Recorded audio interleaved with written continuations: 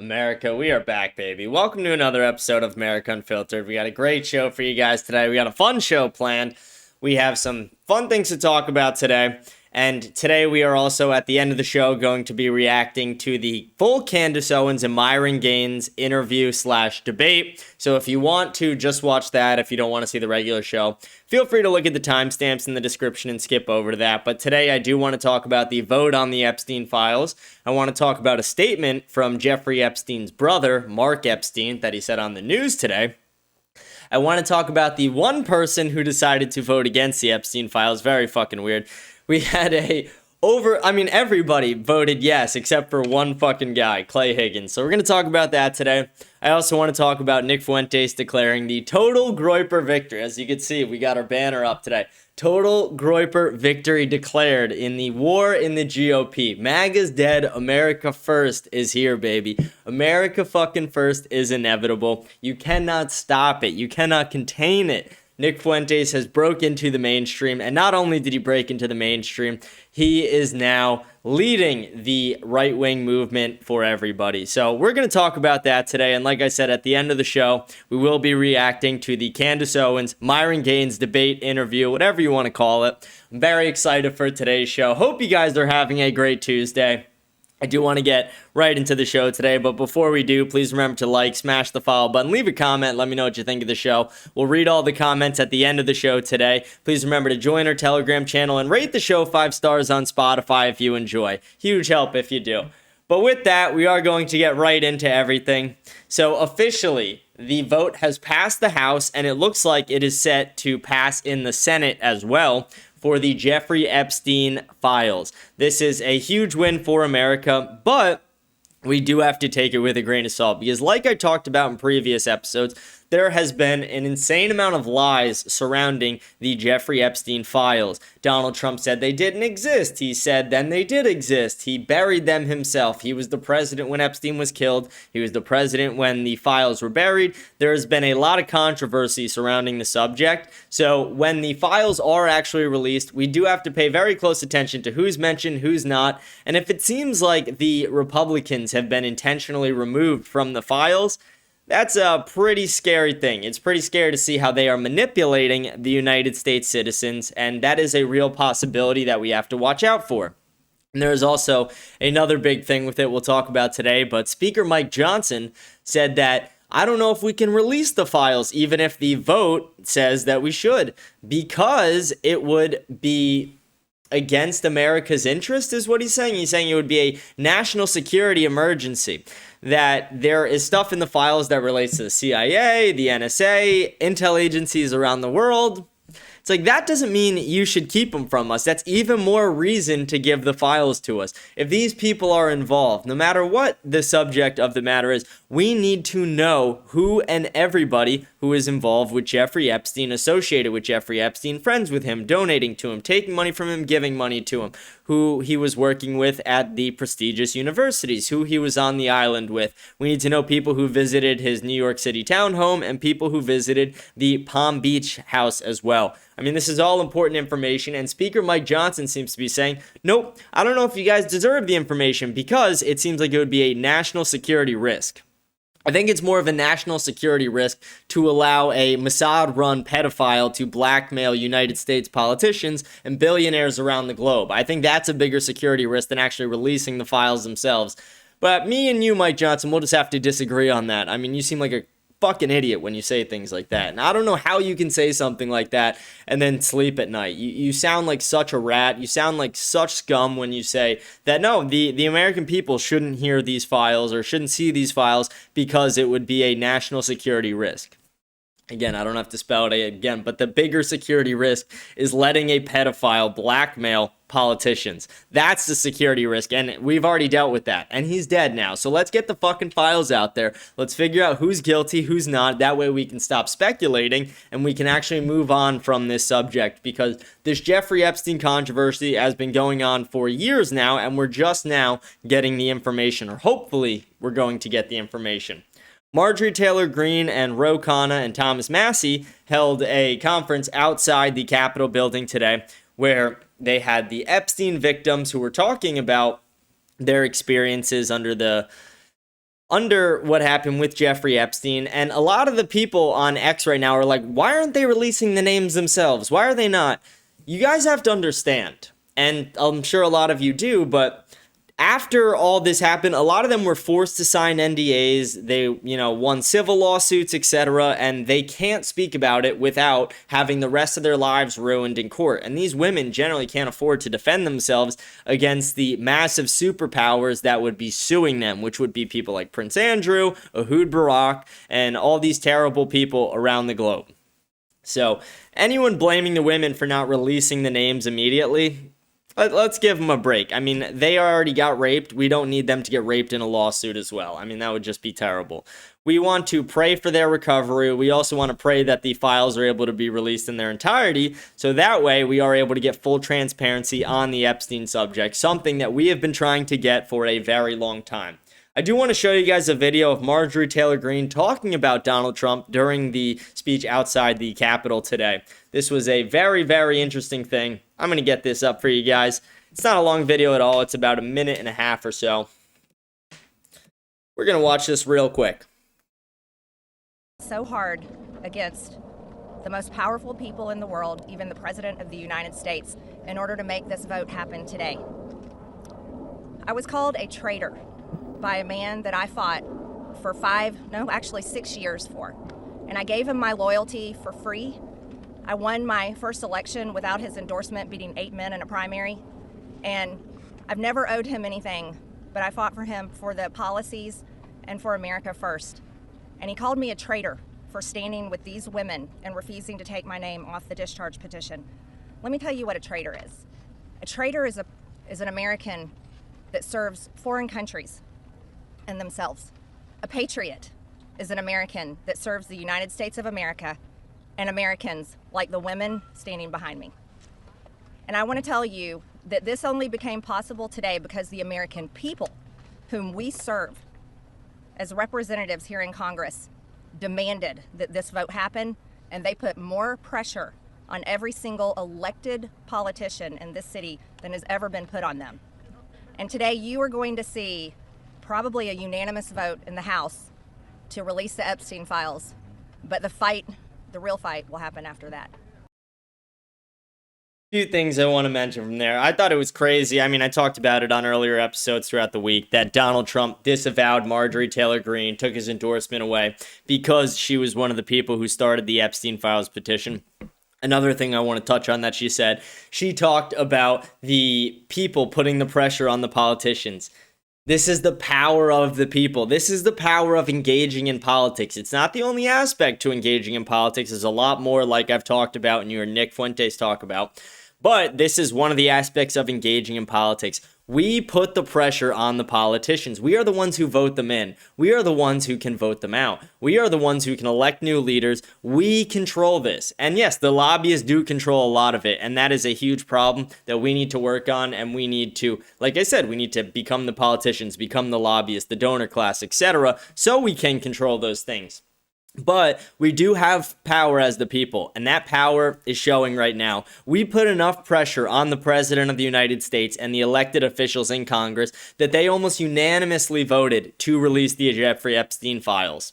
That is fucking awesome. That is the power of the people in America. That is the power that our founders intended for the Americans to have. And I want everyone to take that feeling of power, that feeling of success that we all feel, just even if it's just a little bit, because again, the files aren't out there yet. They haven't passed through the Senate. Donald Trump hasn't signed it, and we haven't seen them yet. But I do want to take what we're feeling right now and use that to push us forward. Use it to push the America First movement forward. Use it to get our policies in place and to keep putting pressure on the administration to keep following through with true America First policies. Not the bullshit of supporting Israel and the regime change war in Iran, not supporting Israel as they continue bombing people in Gaza and Palestinians. We cannot have that. We need true America First policies, not more H-1Bs, but more American manufacturing, more American wages, restoring value back to the American dollar and what it means to be a Native American like we are. So that power is really awesome. I find it disgusting that Trump disavowed Marjorie Taylor Greene. Again, we don't completely hate Trump here, but at the same time, we do not love a lot of what's going on in Trump's administration, and Trump needs to really change up what he's doing. We need J.D. Vance and Donald Trump to actually put America first. They can see the overwhelming amount of people in the youth, the Gen Z people specifically. They are not here for what Trump is doing right now. They are not standing for it. They are speaking out against it loudly. Trump's approval rating among Gen Z individuals has fallen to 38%, the lowest it's ever been. So that should be an eye-opener for him. We know he loves the approval rating statistic, and right now it is in the fucking toilet because he has not done enough to put America first, and Marjorie Taylor Greene said it best.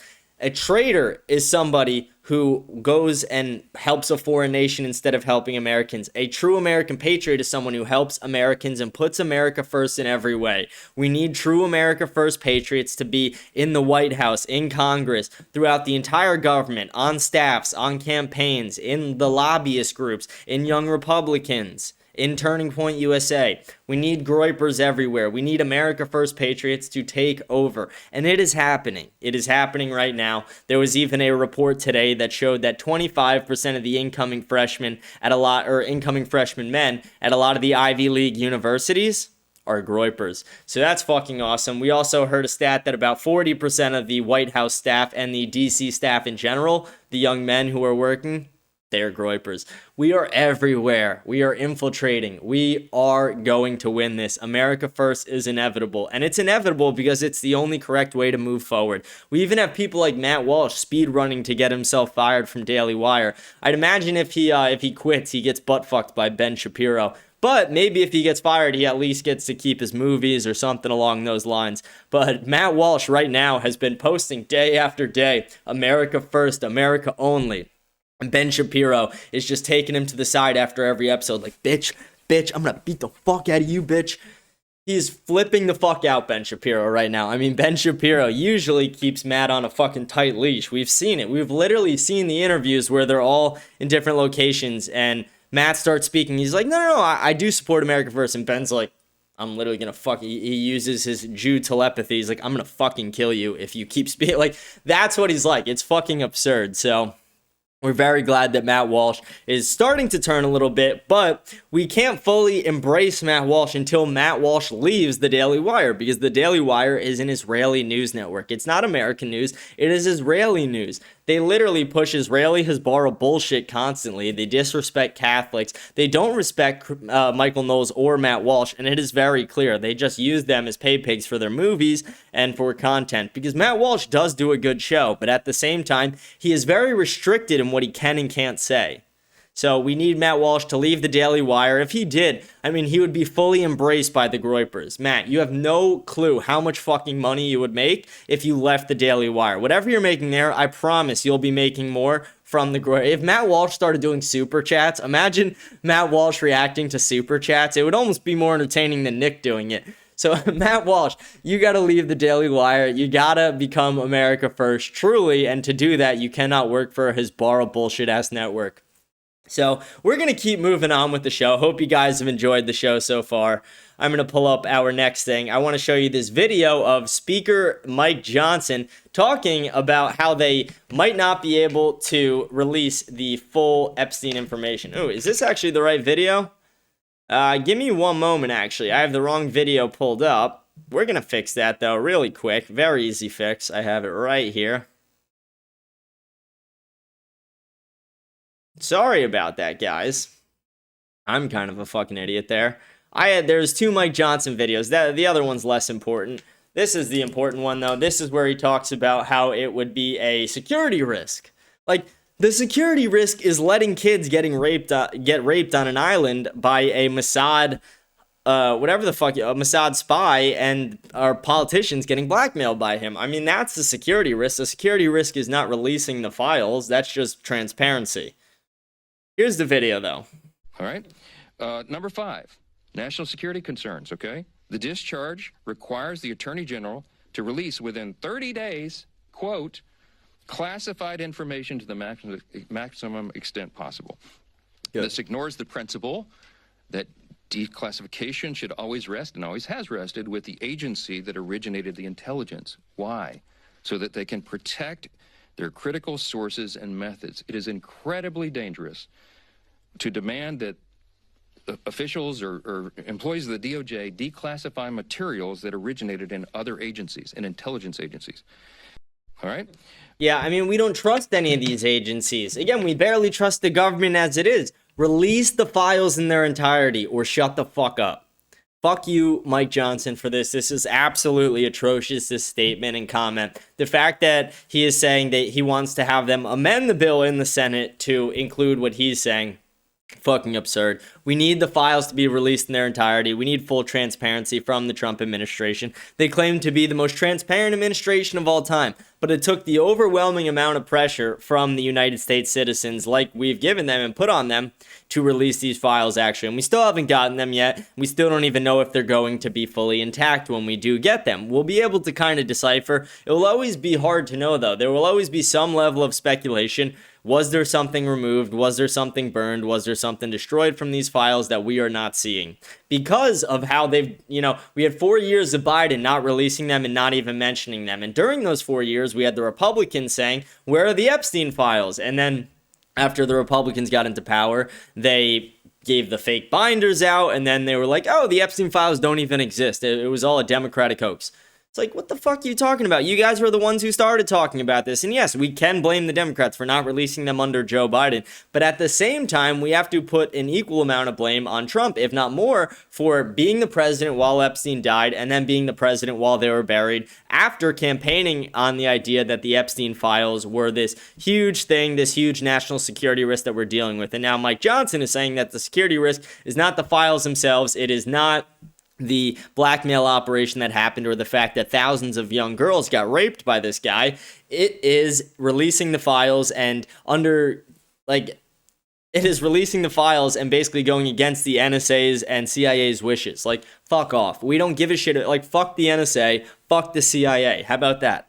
Like, is that so hard to say? Fuck the intel agencies. The NSA is the ones who are spying on your phones, all your text calls, your emails, your computer searches. The CIA is probably integrated into a lot of, maybe not a lot of everyday Americans' lives, but it's integrated into our government, into a lot of people's lives to try and disrupt things, disrupt the media. The CIA probably has people working at every major media company. They probably have people trying to honeypot people like Nick, Kash Patel, people like Donald Trump. It is absurd what the CIA has done in the past, and for this guy to be like, no, we have to protect the CIA, the NSA, and all the agencies who collected the intel in the first place. It's like, okay, they collected it, and then they protected this guy. And then as people said the files were fake, they didn't say anything to the contrary. So fuck them, fuck all of them, fuck the deep state. It is time that we get true transparency and the powers returned to the people for once.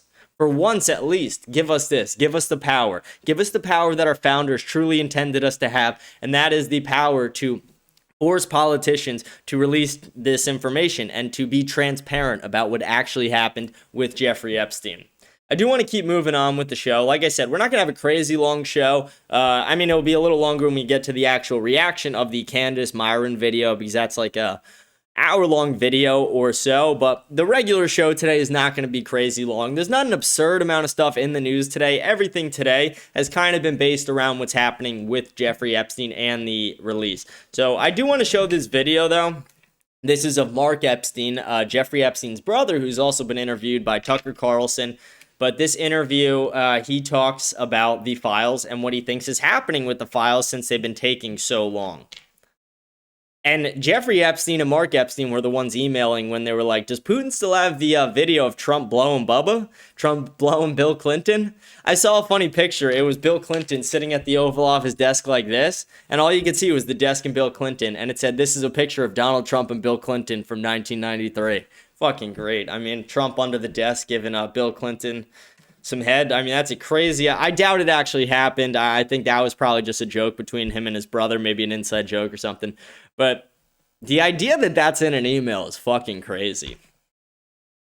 But here's the quick video. It's only like 20 seconds. What I do want to talk about is I've been recently told the reason they're going to be releasing these things and the reason for the flip is that they're sanitizing these files. There's a facility in Winchester, Virginia, where they're scrubbing the files to take Republican names out of it. That's what I was told by a pretty good source. What I do want to talk about And Mark Epstein is pretty connected to intel agencies the same way his brother was, so I'm not saying that this is 100% truth. It's obviously speculation. They haven't given any proof. It's just this guy saying this, but it does make sense. Like I said, I've laid out, I'm not going to lay it out again right now, but I've laid out in previous episodes and even a little bit today, all the controversies surrounding the Epstein files in regards to Donald Trump's relationship to them and Jeffrey Epstein himself. And it seems like a lot of GOP donors, a lot of people on the right and the left, but definitely on the right, are going to be guilty in the Epstein files. So it does make sense that, now that Trump is saying, let's release the files after the amount of pushback and after we knew that the FBI was tasked with telling Trump every time his name was in the files and what documents had his name, that the files might be sanitized or scrubbed in some way. And that's one of the things that I was warning you guys about at the beginning of the show. This is a real possibility that this could be happening. We gotta hope it's not, but this is a real possibility. I do want to keep moving on with the show. I want to show this video. Trump was asked today about the Epstein files, and again, usually I don't like his deflection answers when he just doesn't answer the question, but this one was kind of funny. This was kind of funny. We could all enjoy this. Sir, yeah, if there's nothing incriminating in the file, sir, why not acting as Quiet. Sir, is there anything incriminating about you in the files? Quiet, piggy. Quiet, piggy. Quiet, you fat, ugly bitch. Like, that shit's crazy. Quiet, piggy. You fat, ugly, dumb bitch. We can't even see the woman. We don't even know what she looks like. But we can only assume she's a fat hog. Quiet, piggy. Like, that's crazy. That's crazy. That's a hilarious response. I don't love the deflections, but he kind of is funny sometimes. Like, that's a little 2016 Trump back in action for a second. He woke up for a second. Because 2016 Trump was based as shit. 2024 Trump, 2025 now, I guess 2025 Trump he's slow, he's old. Like, people forget when Trump first got into politics, what was he, in his early 70s or late 60s? And now he's in his early 80s. So Trump's getting fucking old. He's getting up there. His age is getting the best of him in a lot of ways. I mean, you even see people shake his hand and he gets bruises on it like a pussy. It's a sign of weakness. It's signs that he's getting older. But this is funny, a little flash from the past there, basically. But yeah, Donald Trump deflected on the question. He goes, "Shut up, bitch. Shut up, bitch. Don't talk to me like that." So I thought that was a little funny. I do want to move on with our show. We know what's happening with the Epstein stuff. Like I said, the files are going to the Senate. There's not much more to report on it besides that. I just want to remind everyone that when we get the files, we do have to speculate a little bit. We do have to be slightly cautious about what's in there. We do have to really examine it and not just look at what's in there, but we have to think about what's not in there. If all we're seeing is Democrat names, it might be pretty clear that they tried to exonerate the Republicans by scrubbing the files. If we see a healthy mix, but we don't see anything about Donald Trump, we still have to examine them a little more and really speculate, why aren't we seeing anything with Trump on there after he's named in all these emails and he was clearly friends with Epstein, and that Donald Trump was but Donald Trump knew that the girls from Mar-a-Lago were being trafficked by Epstein. So there's a lot of things we got to watch out for. And again, I'm going to restate this. I don't necessarily think Donald Trump is guilty of having sex with a kid. I don't think he is, but what I do think he is guilty of is knowing about it, which is very terrible. And there probably is some very embarrassing information in there, either about his donors specifically, or him, or Israel specifically, because something kept Trump from releasing these files. Something was keeping Trump from doing it. I mean, there's no other reason that Donald Trump would have pushed this hard against it and had his whole administration working this hard against the release of the files unless there was something very damning in there. So we're going to hopefully find out that information. By hell or high water, we will get the full release of the Epstein files eventually. So we are going to move on with our show. I want to talk a little bit about Nick Fuentes declaring the total GROYPER victory. I mean, let's go, folks. Total GROYPER victory. America fucking first. Let's go, folks. America first is inevitable. Total GROYPER victory has been declared. We got the banner up. I want to show you guys, I got 2 clips from Nick's show last night where Nick Fuentes talks about winning over the GOP and Donald Trump and JD Vance. They haven't officially spoken positively about Nick, but what they have done is they refuse to disavow him. This is awesome. I mean, that's huge. Considering the war that's going on right now on the right, the civil war within the right side, it is very important that we have people like Donald Trump and JD Vance not disavowing the GROYPERs or Nick Fuentes because it is such a large part of their voter base and it is only growing every single day. I mean, a good way to look at it is you could see like the numbers of like, look at Ben Shapiro, look at how many live viewers he gets on a video, look at how many live viewers Laura Loomer gets, or how many live viewers Seth Dillon or any of these pro-Israel shills get who are trying to say that they own the right. And then look at Nick Fuentes. I mean, Nick Fuentes averages like over 50,000 live viewers during the show and over 1 million views of video on Rumble. Not even on YouTube, on Rumble. So that's insane. That's really great. Total GROYPER victory, but we are going to go over to these 2 videos. One's like a 4-minute, or I think they're both like 4-minute videos. MAGA spoke in one voice. And yesterday, President Trump himself finally weighed in on the Civil War, and he said, Tucker can interview whoever he likes. He says, get the word out. Let people decide for themselves. That's a wrap. Sorry, pro-Israel. Sorry, Zionists. Sorry, Israel first. That's a wrap. MAGA has spoken. And the message is loud and clear. Our right as Americans to speak freely, our right to freedom of expression, our right for voluntary association with one another has prevailed over your overriding interest in one country and its geopolitical ambitions in the Middle East. Yes, you lost. And it goes without saying, it should be obvious that this is where the vast majority of Americans are, on the right and the left now. There is now a complete synthesis and a heavy overlap between the right and the left, and it's this. We have a Constitution. We have a First Amendment. We have independence. We have sovereignty. And as Americans, we have the right, guaranteed by the Constitution, but given to us by God, to talk to each other. Americans can talk to each other. And the Americans are getting together, and they're doing a lot of talking to each other about our relationship with Israel. And as Americans are getting together and freely discussing this without fear of reprisal, without fear of intimidation, revenge, Americans are making their decision. And the decision is this: we want out. We want out of our entangling, compromising, unconditional, abusive relationship with the state of Israel and with the American Jewish oligarchs that seem to be manipulating our system to keep this gravy train going in perpetuity. Americans have gotten together. They have discussed it. They have spoken. They have made their decisions. And there is now broad support on the right and the left. The young people, for the most part, but also the older people, we're done. And what you've seen over the past 3 weeks is the dying gasp of that bipartisan, pro-Israel, Judeo-Christian consensus that dominated American politics for generations, largely due to media monopoly, political influence purchased by billionaire money. The dying gasp, it's now over. And they can fight, and they can scream and yell, and Mark Levin can cry about it, and they can hold their little conferences at the World Jewish Congress, at the Republican Jewish Coalition, North American Jewish Federation. These are all real groups, by the way, that have met over the past 2.5 weeks. And they've all gone there, right and left, and cried about it. Mark Levin and Rahm Emanuel, Randy Fine and Barry Weiss.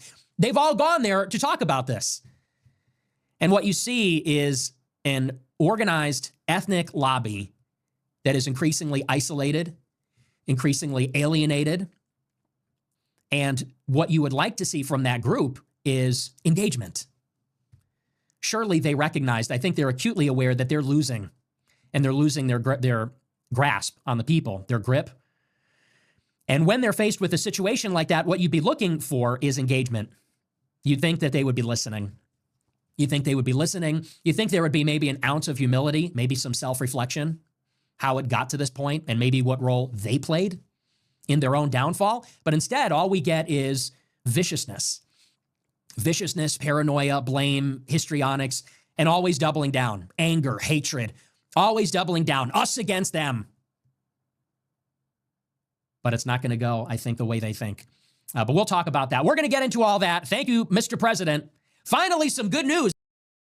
Thank you, Mr. President. Yeah, that's huge. It's just so huge.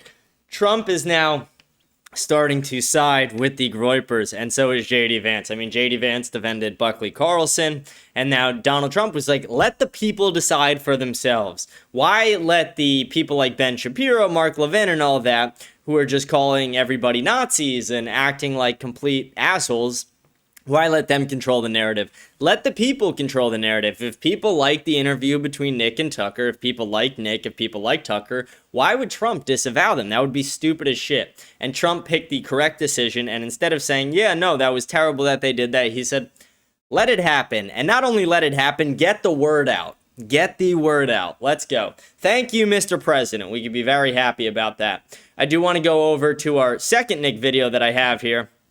We're going to watch this one really quick. This one's a tad shorter than the other one.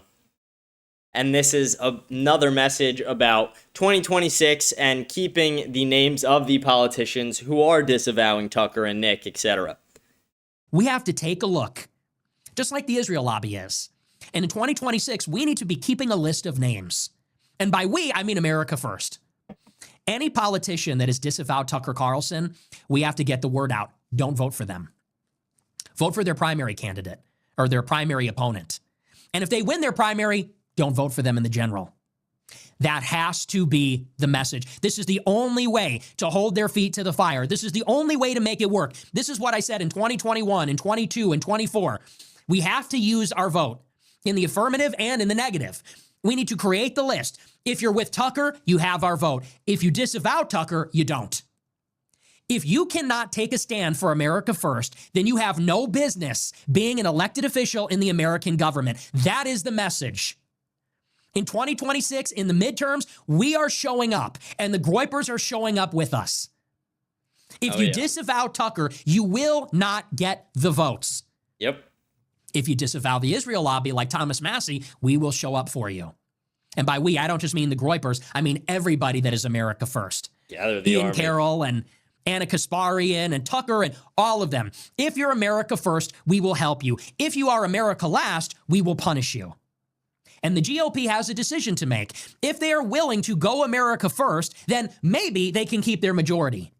Or they can hold off the worst losses in the face of the Democrats. But if the Republican Party doubles down on America last, then they will be finished in America.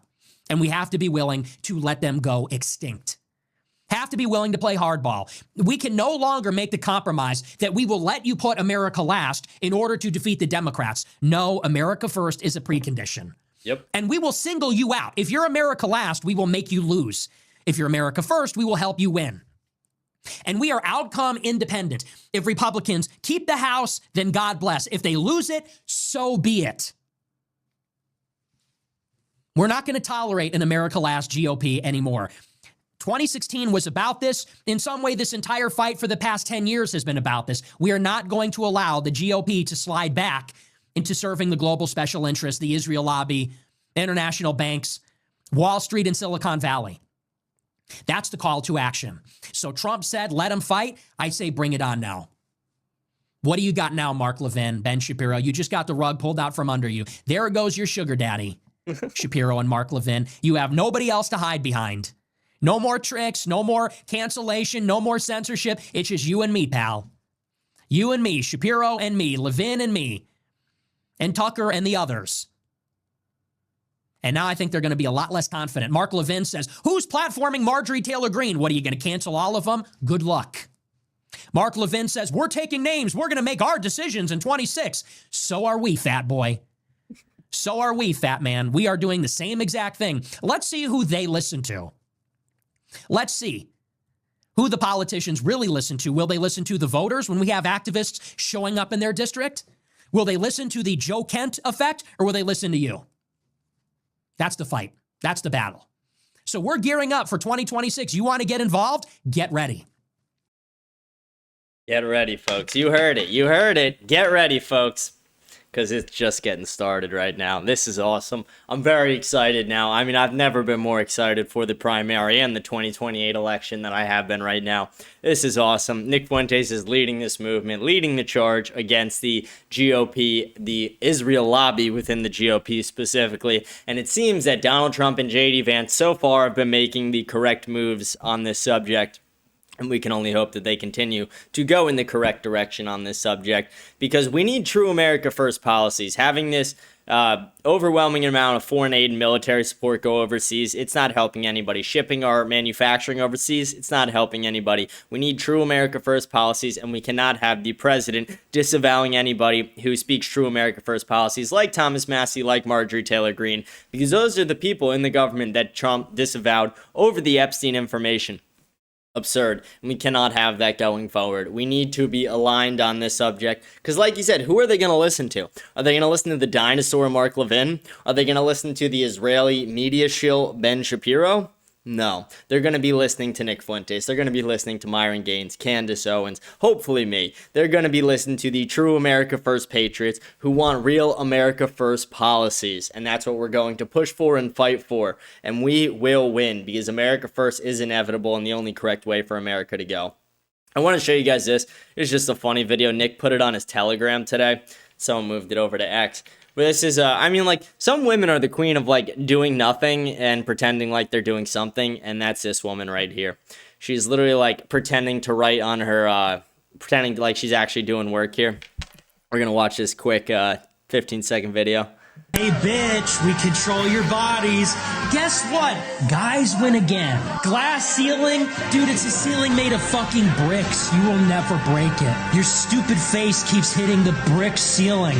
We will keep you down forever. Hey bitch, we control... And then on the screen it goes, when I really don't feel like doing my politics homework, then I remember this is how a current man with large political influence openly speaks about women. Yeah, it's because a lot of you women are single issue voters, and that issue is like, can we kill our babies? Can we have abortions? And yeah, that was Nick's commentary. The voiceover in that comes from one of his episodes where he's talking about the "Your Body, My Choice Forever" tweet. And yeah, I agree. Women should not be able to kill their offspring. It is the largest genocide to ever happen. Women have killed more babies through abortion than men have killed at war in human history. Like, that's fucking insane. Women are absurdly terrible for this. And it's not all the women. There are a lot of women who are against abortion, and that's amazing. I really appreciate all the women who actually stand up for the rights of the unborn children.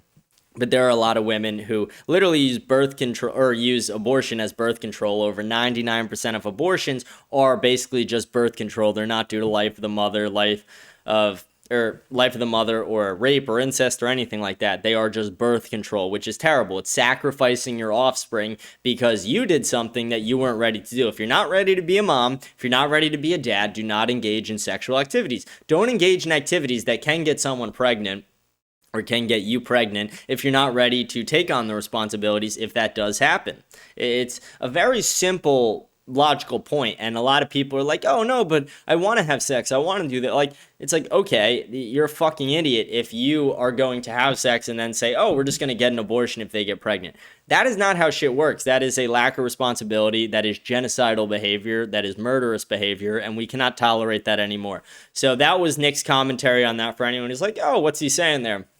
It was him responding to, after election night, his "Your Body, My Choice Forever" post. And then this dumb bitch right here is like, I'm going to do my politics homework so I can counter Nick Fuentes. It's like, you're going to do nothing.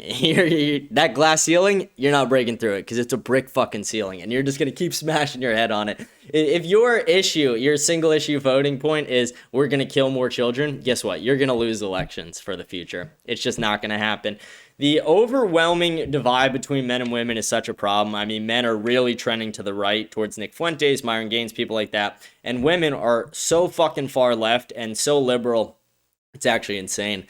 I mean, Gen Z women, for the most part, not all of them, but for the most part, are fucking insufferable. And it's very hard to hold conversations with them. It's very hard to actually find anything you agree on them with, because most of them are just liberal idiots. Most of them think that killing children is okay and it's not actually murder. Most of them think some of the dumbest things, and that sexual promiscuity is a completely okay thing, and that they can go sleep with anyone they want and find a husband, and if the guy cares about it, then he's the problem. No, bitch, you're the problem. Don't fucking spread your legs so often. How about that, sweetheart? It's not that hard. It's really not that fucking hard. We're going to keep moving on. I have just a couple more things I want to show you guys before we get into the reaction of the Myron Gaines, Candace Owens interview, debate, whatever you want to call it.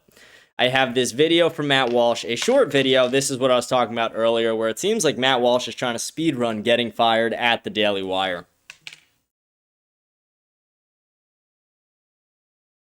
Matt Walsh, you just got to leave the Daily Wire. You'll get so much support. The only country that should matter to our leaders is America. America only. America is the only concern. We should only get involved with other countries when there is an unequivocal benefit to our own country. And that is rarely, though not never, the case. And that's the part you're not supposed to say, but it's true. No matter how great an alleged ally may be, we shouldn't do anything for them unless it serves our interests. That is the one qualifier that we should take into account. Does this serve our interests? Does this help American families? And if it doesn't, we shouldn't do it. Now, I used the analogy last week of teams in sports. Not a perfect analogy, but it helps make the point, that if you're the coach of a football team, you would never do anything to help another team if it hurts your own team. Now, that doesn't mean that you hate other teams or you deny their humanity. It doesn't make you a selfish person or a bad Christian. It just means that your duty, your job, is to your team. And when it comes to our quote-unquote allies, the other important point is that, they all need us more than we need them. And there is no exception to this rule. They all do. You cannot name a single ally of the United States where they benefit us more than we benefit them. And you certainly can't name a single ally of the U.S. that's worth any significant degree of internal political division on the right in our own country, especially at a time when leftists openly want to murder every single one of us. They're gloating about shooting conservatives in the neck and killing their children. And meanwhile, conservatives are mad at me for saying American interests are paramount. It's not conservatives, it's the corrupt Israel lobby within the GOP. Real conservatives don't believe that bullshit, Matt, and that's why you got to get on our side. Get on the correct side, because again, total GROYPER victory has been declared. Matt, we're waiting for you to join us. Come on, come fucking join the winning side. Come join the winning side. Leave the dark side. Join the force. We're here. We're here, Matt Walsh. We're here for you. But yeah, Ben Shapiro probably beat the shit out of him backstage for that one. It's like, Matt, come here real quick. Beat the fuck out of him. I mean, that's probably what happened. That's probably just, gave him one quick sack tap to the balls with the knee, and then boom, boom, boom, boom. Just delivered a few straight punches right to the throat, right to the nose. Really fucked him up after that, I'm sure. I don't know. I can't imagine that went over unchecked with Ben Shapiro after he did that, after he released this. We're going to keep going on. Just a couple more things I want to show you guys. I saw this and I fact-checked it. It's true. X has temporarily disabled translation from Hebrew to English for posts made by Israeli users. And just to also clarify beyond what they're saying here, you could translate any language on X. If people post in Russian, if people post in Spanish, if people post in Chinese, if people post in any language, there's a button that says translate, and you could translate it to English. But they removed that for Hebrew specifically, and just for Hebrew. And they did this because there are so many people in Israel and so many Orthodox Jews who speak in that language who are calling for violence and genocide of Palestinians, and they don't want that to be known. And people are like, no, they're not influencing our government. They're not influencing our media. They're literally buying up the media. They bought up TikTok. They bought up CBS. They pretty much own Fox. And now it seems like they're definitely manipulating the X algorithm and X posts as well. I mean, this is one instance of it. But also, as I've shown you guys on the show, my entire X feed is literally all Zionist and all pro-Israel shills. My X feed used to be videos of Nick Fuentes, videos of Matt Walsh, videos of America First Patriots. But now my entire For You page is literally just all Israel shills all the fucking time. Laura Loomer, Mark Levin, Eol, whatever the fuck. All these retards who literally put America last. So something's definitely going on with X, and this is very suspicious and very corrupt that we have posts literally not being able to be translated because of what these people are saying. If these people are saying such grotesque, disgusting things, we need to be able to translate them so we can call them out, so we can root these people out of society, see if we can arrest them possibly for calling for genocide, see if we can actually do something about this, because right now it's being hidden from the American people, the atrocities that these people want to commit. And it's not all of them, but it's a lot of them who are posting stuff like this, and it is getting censored to Americans who don't speak in their fucking language. I want to go on. This is our last thing I want to show you guys. Just a little. I thought this was a funny video, but this is a little video from Marjorie Taylor Greene after the press conference today, where a reporter asked her about Jewish space lasers, and then her response is kind of funny. She's like, "Why don't you fuck off, bitch?" We're gonna watch this really quick, and then we're gonna go into the Candace interview. Tell me why so many people that support Donald Trump love conspiracy theories, including yourself. He seems to attract lots of conspiracy theorists. Well, let me tell you, you're a conspiracy theorist, and the left and the media spreads more conspiracy theories. We like the truth. We like supporting our Constitution, our freedoms, and America first. So, what about Jewish space lasers? Tell us about Jewish space lasers. No, why don't you go talk about Jewish space lasers? And really, why don't you fuck off? How about that? Thanks. Thank you very much. Why don't you fuck off? Why don't you fuck off, bitch? Why don't you shut the fuck up, bitch? How about that? Bitch, shut up. Shut up, bitch. Marjorie Taylor Greene should have took off her rings and just backhanded a hoe real quick. That would have been funny. I mean, that's a great response. What about the Jewish space laser? Bitch, shut up. Shut up, bitch. We love Marjorie for that. Again, she might not be the smartest woman ever, but she's America first, and we'll give her that. So we love her for that, and I love this response. I thought it was a funny response. We are going to go into the second half of the show here, which is going to be the reaction to the Myron Gaines, Candace Owens interview debate. And then after that, we will be reading the comments. So again, please remember to like, smash the follow button, rate the show 5 stars on Spotify, leave a comment, let me know what you think of the show. We'll read all the comments at the end of each show, and join our Telegram channel as well, so you can stay updated on all things America First and America Unfiltered. I'm going to get this pulled up for you guys really quick. Here we go, guys. Got it all pulled up. We're going to watch and react to the Myron Gaines, Candace Owens interview debate. I have not watched it yet. I have heard good things about it, though. I'm very excited to see this, and I know that Myron Gaines is not on Spotify, so I figured I would bring this to Spotify for everyone to see. So we're going to get right into this now. It's about an hour long, so this will be a fun one. Hope you guys enjoy. I'm going to put in my headphones here, and we're going to start this up. Maybe I'll pause and react to it a bit here and there. I'm going to try not to pause it a lot, though. Let it just play. Who do you think is the most responsible allowed to want him gone? I think Charlie was not allowed to be anything but a Christian Zionist, and he was changing in the last few weeks. Everything began ratcheting up after Tucker Carlson hit the stage. That pissed him off. It was like a full court. What's going on right now? Why is it showing it to be frozen on the screen? Give me one moment. Let me get this fixed. Because I see the audio was playing, but then I saw the screen was frozen there. Huh, give me 1 second here. We're going to try and get this fixed up really quick.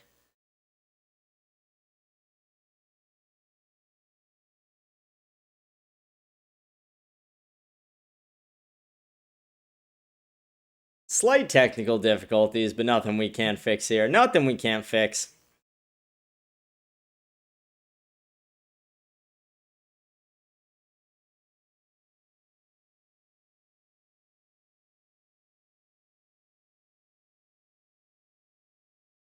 Let's see.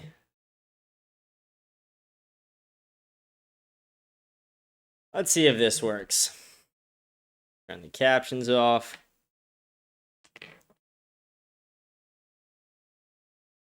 Who do you think is the most responsible allowed to want him gone? I think Charlie was not allowed to be anything but a Christian Zionist, and he was changing in the last few weeks. Everything began ratcheting up after Tucker Carlson hit the stage. That pissed him off. It was like a full court press effort to lie about everything. I do not like the way Turning Point is behaving. I've made that clear, and nobody is going to emotionally manipulate me and tell me to attack Turning Point would be to attack his legacy. Charlie told me years ago he was having a ton of visions and was telling me Turning Point was going to be death of him. He knew he was going to die young, and strangely knew that I was going to be the only person to defend him.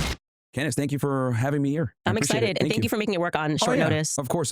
These are crazy times. So I totally, we got to be careful about where we're at, right? Right. So it's been a while since we last spoke. Last time you were on, I remember we did After Hours where you were saving a few women's lives. And I did want to tell you this on camera. One of the girls that you spoke to actually quit OnlyFans on that day. Wow. Yeah. It was a good conversation. Yeah. I feel like a lot of people think that, I guess, those conversations are not worth it or the show is all theater. But for me, I want to sit across from these young women because anybody's life could have ended that way. You know what I mean? Like I could have ended up being one of these OnlyFans girls if there weren't so many like life interventions, because it's just being sold to women so much that this is the easy way out. You know what I mean? So yeah, but I wanted to make sure I told you that, on camera, that she literally quit like not too long after you did that show. So that's great, saving lives. So kind of with that, I saw that you had did a debate on Jubilee with a bunch of feminists.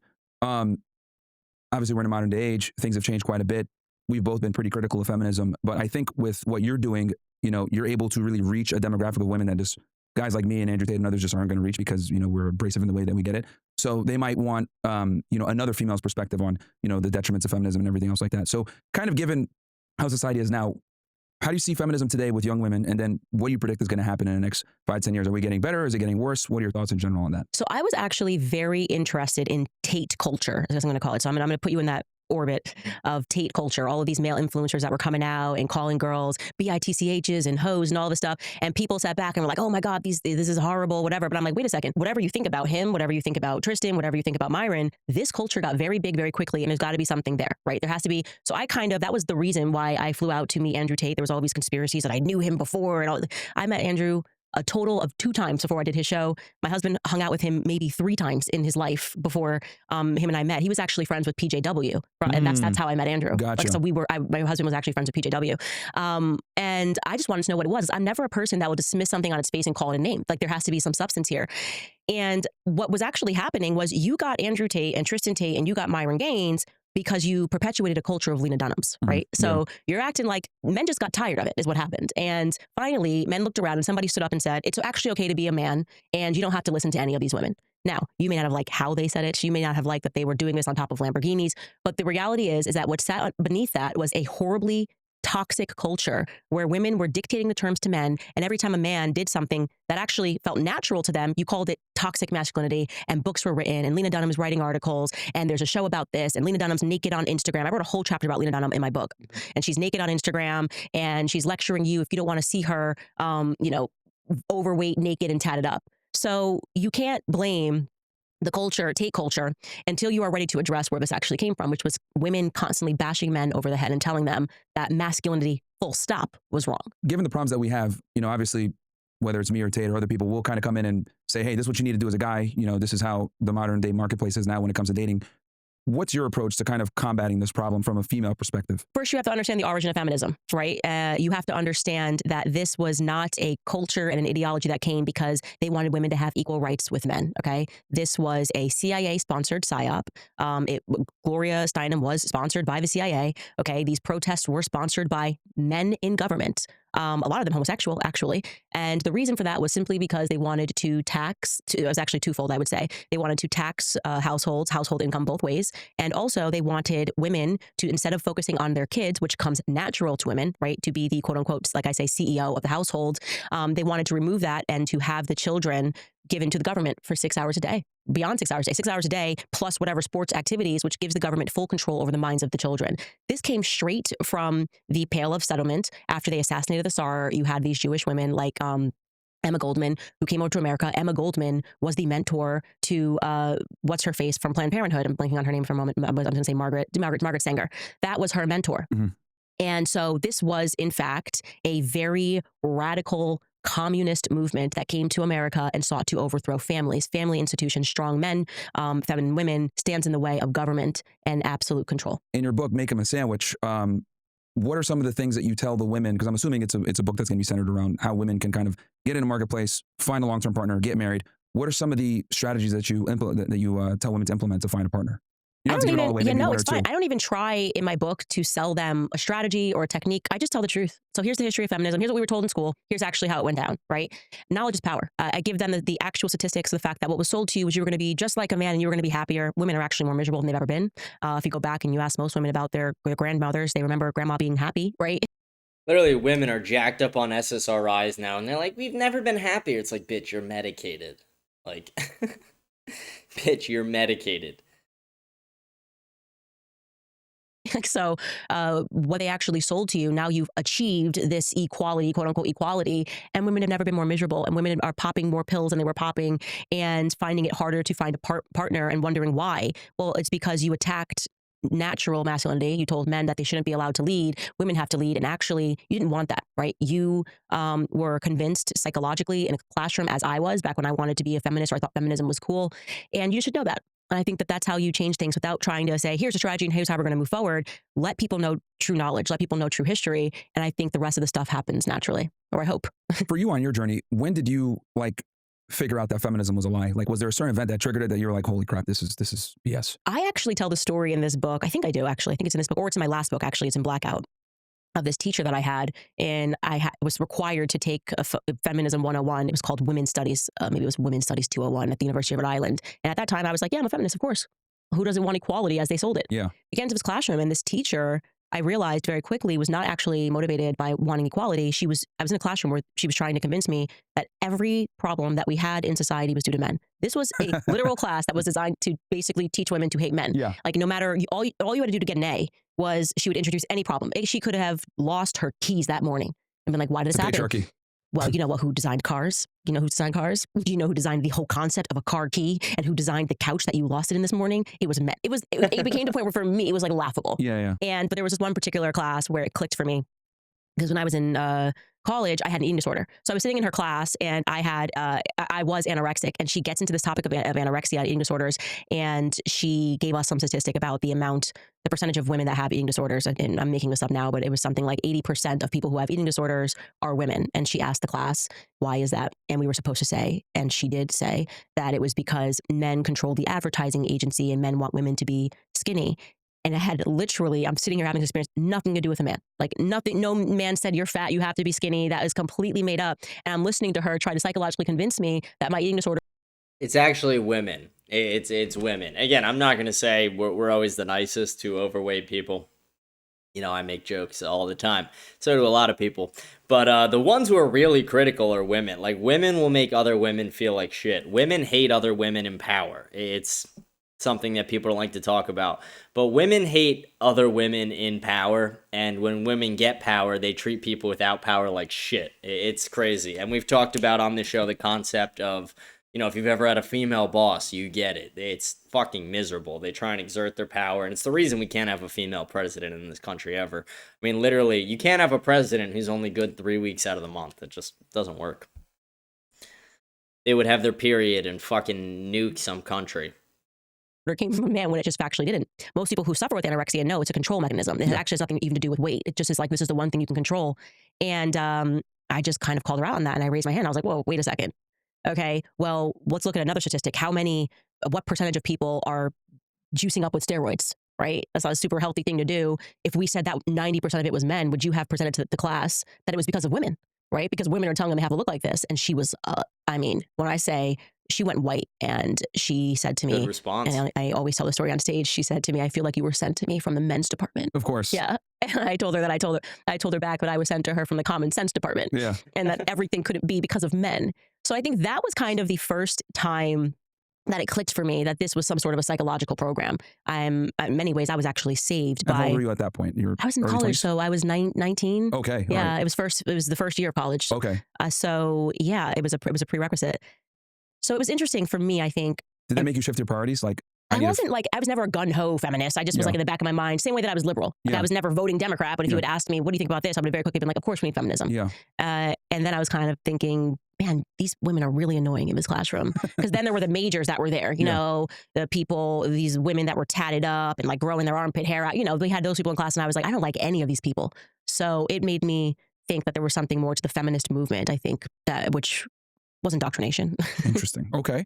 So I think you've been able to do what every woman dreams of: have a family, have children, have your dream man, but simultaneously being able to also, you know, run a business and do what you want to do. And I noticed when you were debating on Jubilee, some of them tried to say, oh, well, you're a hypocrite. You're over here talking about feminism being bad, blah, blah, blah, blah, blah. But, you know, you obviously have a lot of things set up where you maximize your ability to be with your family, right? You do your show, get out of there, spend time with your family. what would you say to the people that sit there and try to call you a hypocrite because, you know, you're successful in your own right, but you've been able to also balance a family, which many women can't do. They want to do it, but they can't do it. What would your response be to those critics? First and foremost, do not allow people to rule you by exceptions. What I mean by that is it is such a mistake to look at my life and to say, Candace did this, and so therefore I can do this. My life is actually exceptional, right? We are sitting in my house. I do things on my own terms. I wake up in the morning. I get to homeschool my kids, right? I'm homeschooling my children for hours. That's now very important to me. I get to do a podcast from home. And I am actually doing something that I enjoy, right? What is the number one thing? If you find any woman that makes it and she's successful, what is she doing? She's tapping into her femininity, communication. Women communicate more than men. I have a whole chapter on this. If you have a daughter and a son, you know this.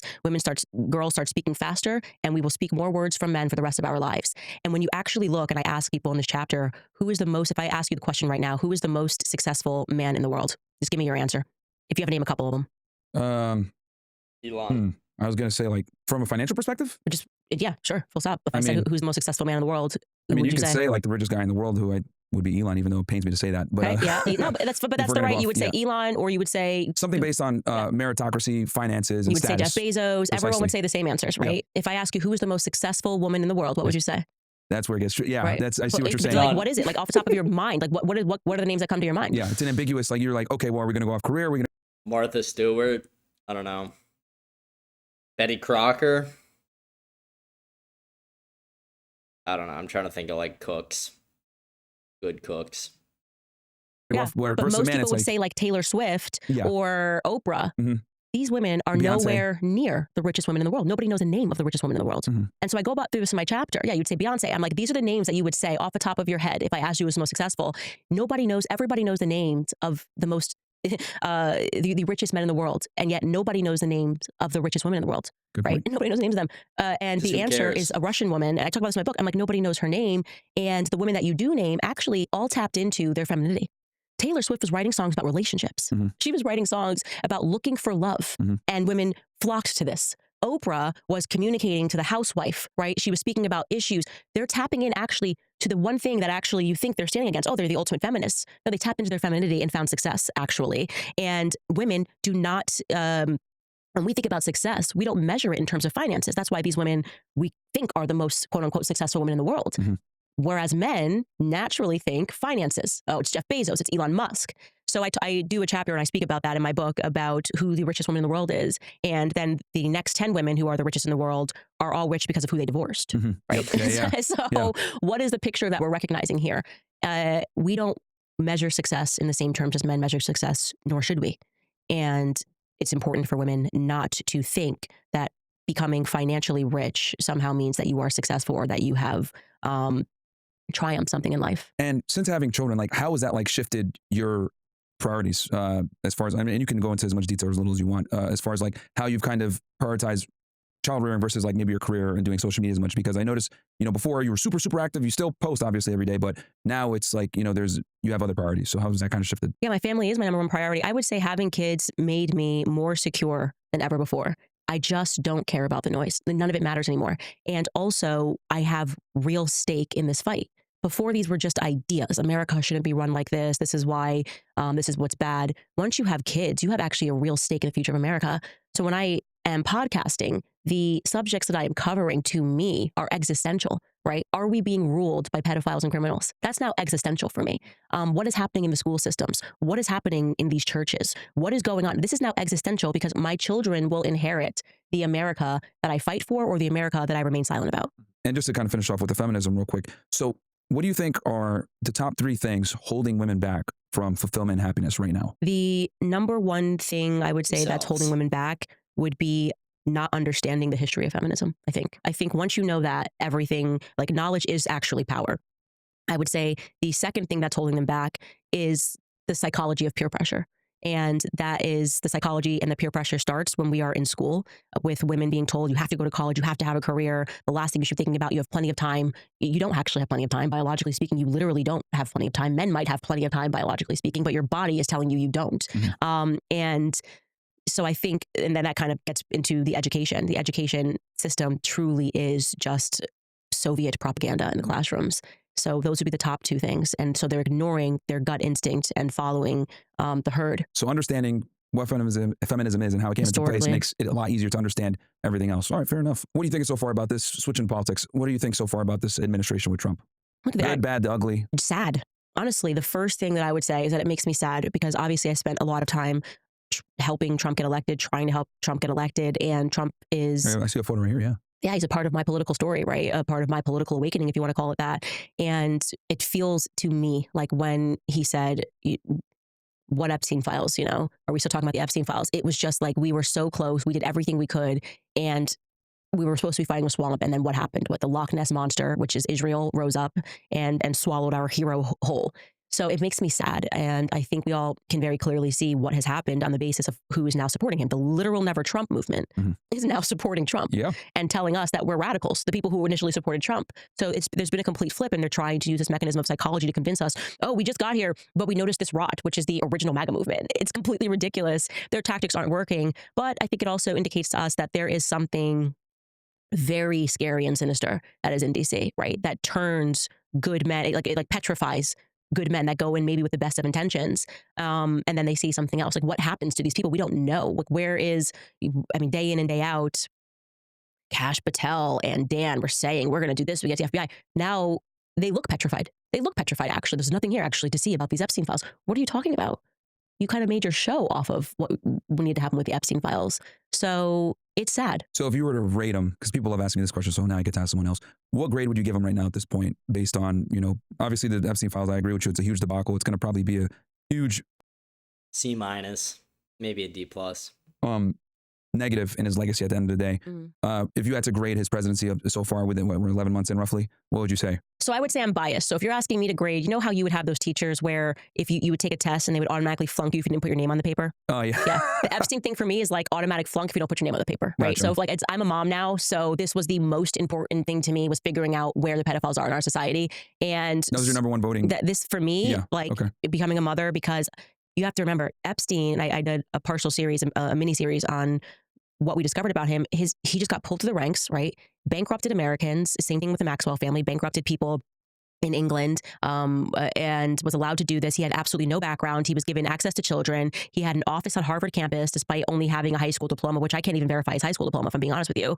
And this was going to show us everything. He had access to Hollywood. He was working with Weinstein. He had some notorious fight with Harvey Weinstein right before Harvey went down. So now I'm kind of going back in my mind and thinking that's a question I should probably ask Harvey Weinstein, is what they were fighting about. And he had access to models. I mean, this man was just handed the keys to Les Wexner's empire, which even how that empire started has got a shady story with a guy who said that Les Wexner was a literal devil. He was the guy who controlled Victoria's Secret. He said, this man is evil. And then suddenly that guy jumps off the Golden Gate Bridge and decides to give his company to Les Wexner. That doesn't really make sense. So we had this rare opportunity to really understand how the Matrix was put together, in my view. And Trump took us to this line and then balked. And I'm not sure why he did. Okay. Maybe it's because he almost survived an assassination attempt. He survived an assassination attempt. Yeah, two of them. Two of them. And maybe they put him in a room and said, here's how it's going to go. So I'm going to try not to judge him because I don't know what he is going through. But for me, the Epstein files was a name on the paper. So what are your thoughts on the current news? Because it just resurfaced again. They're, in the process right now of getting everything classified. I understand that there were a bunch of emails that came out. And it's coming back up again. I can tell because I'm seeing nothing but CNN clips on it. Anytime they love to hit Trump when it comes to this Epstein thing. What are your thoughts on the latest information that came out recently with the emails and everything else like that? When he initially balked on discussing Epstein and Pam Bondi did the whole crazy bit, I was told that it was because there was donors he was protecting, and that makes sense to me. I have never felt, and I'm a pretty good vibe person, Trump's not into kids, right? So the nature of the emails, was he at a party when people should just think about that. When people say, it's kind of funny that the woman's like, we're going off vibes. We're going off vibes here. We love Candace sometimes, but that's just funny.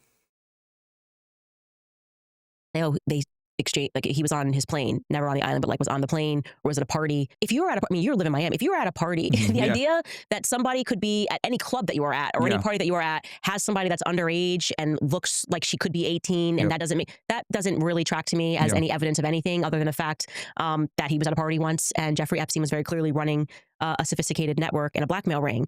So I don't think that whatever they have on Epstein with Trump and Epstein is going to implicate Trump in any of that stuff. And I've been around him. Trump has a type, and I have never felt that vibe from him at all. But I do think he's protecting some of his donors. I do believe that because I look at them and they just creep me out. And he took a lot of money from Miriam Adelson, the Adelson family, hundreds of millions of dollars from Miriam Adelson. And I think that's kind of the beginning of everything. So when they started leaking these emails, I read it as like a public threat to him. Maybe they're arguing about something in the background and he's holding the line on something. So because they obviously have all the Epstein stuff. He was their blackmail guy, you know? And so if people don't listen, they probably do a little trickle. That's how I read it. I read it as like a public threat and they want something from him and they're going to be like, capitulate or we will hit you with everything they have. And we need to have a leader that just comes right out in a press conference and says, they have this about me. They've been threatening me with it. I'm going to tell them to release everything and I'm going to hold the line. People would cheer. People would cheer. We wouldn't even care. We'd be like, okay, like as long as you're not implicated in harming children, right? I can deal with you being at a party that Epstein was at and finding out that whatever it is that they have on you. That's my gut instinct about the whole thing. Yeah, no, I agree with you that I think he doesn't give me the vibe that he's like doing that type of thing with children. But I do think that maybe there's something in there that looks really bad optically. And that's might be why, or to protect donors, like you said, because I look at it like if there was something really bad like that, the Democrats would have exposed that during the Biden administration if there really was. So, that's another thing as well. Speaking of the Zionist lobby, we're talking about Miriam Adelson and Epstein and everything else like that. Last time we spoke, you were literally like a week or two before you left Daily Wire. It's been a while now. And obviously a lot of things have transpired, right? You've had a meteoric rise. Congratulations. Meanwhile, your opposition, Ben Shapiro, has had a meteoric downfall. Very nice. Can you kind of take me through that day of what happened when, because I remember you had been in Miami for a bit, and then I think you might have went back to Daily Wire for like a day or two, and then they said, hey, we're going to get rid of you, blah, blah, blah. Can you kind of take me through how that all transpired and how you've been able to kind of use that cancellation from their perspective to just utterly destroy them and flip the roles? So, gosh, I was fired in March of 2024, and I obviously was very surprised about it. I did not know it was coming. Look, even if I sensed it was coming, I would have never have thought that it would have happened in the way that it happened. I would have thought that we would do everything that we can to keep things friendly. I mean, you don't want to work for any company. It's just unprofessional to want to work, to dedicate years of your life to any company and not have things, even if they're not on great terms, you still want to make it as peaceful as possible. TMZ reported, and I have to ask you this because I've always been wanting to ask you this. They reported that one of the reasons why they wanted to get rid of you is because you did the show with us. And when we talked about Jews, we hit the sound effect, the cha-ching sound effect, and that, I guess that infuriated Ben Shapiro. Is that true? Or I know where that leak came from. Okay. And it came, gosh, am I allowed to say anything about this? She no longer works for the Daily Wire. And I think she was behind that leak. Yeah. So she no longer works for Daily Wire. So that was interesting. I can neither confirm or deny whether or not that is true. Okay. But what I will say is I would have never expected that sort of a PR. I mean, it's just the opposite of the way that I am. I mean, I've worked with several companies. I've worked with PragerU. I've obviously a lot of disagreements with them now, but I had a very peaceful working relationship with them. They treated me fantastically. I've said this 1,000 times. Like what I think about them now and what their contributions are to what we're fighting, I could never go back and say like one bad word about how they treated me. They were really good employers and very communicative. I ever had an issue. I mean, I think my contract with PragerU was like 2 pages. I'm not even kidding. It was crazy. Marissa never even wanted to talk about contracts. She's like, if we ever have to talk about the contract, she was like, you should probably leave because like I don't want you here if you're not happy. Yeah. Obviously had a very great relationship with Charlie Kirk, Turning Point USA. So for me, having never had any sort of a debacle ever in my life, in terms of working for people, it was new, it was global, there was so much happening, and I didn't know if we were going to survive it.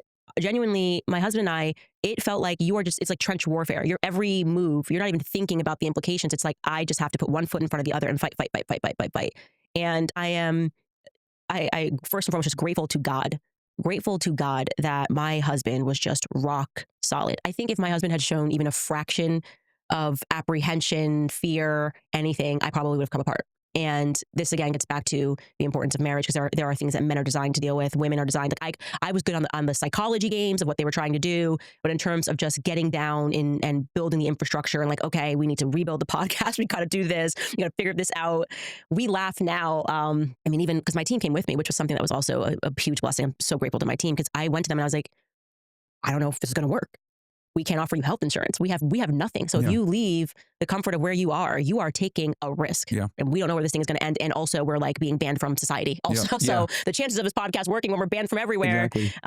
Even YouTube demonetized us. It was slim to none. And they were just like, we're coming with you. So to look back on that, it's just a tremendous amount of gratitude and appreciation for the audience, my team, and first and foremost, my husband, So he helped you through that process. Because I remember like it was all over the place and obviously there was an enormous amount of pressure, but you were able to use that to your favor. You get let go from Daily Wire, you start up your own thing.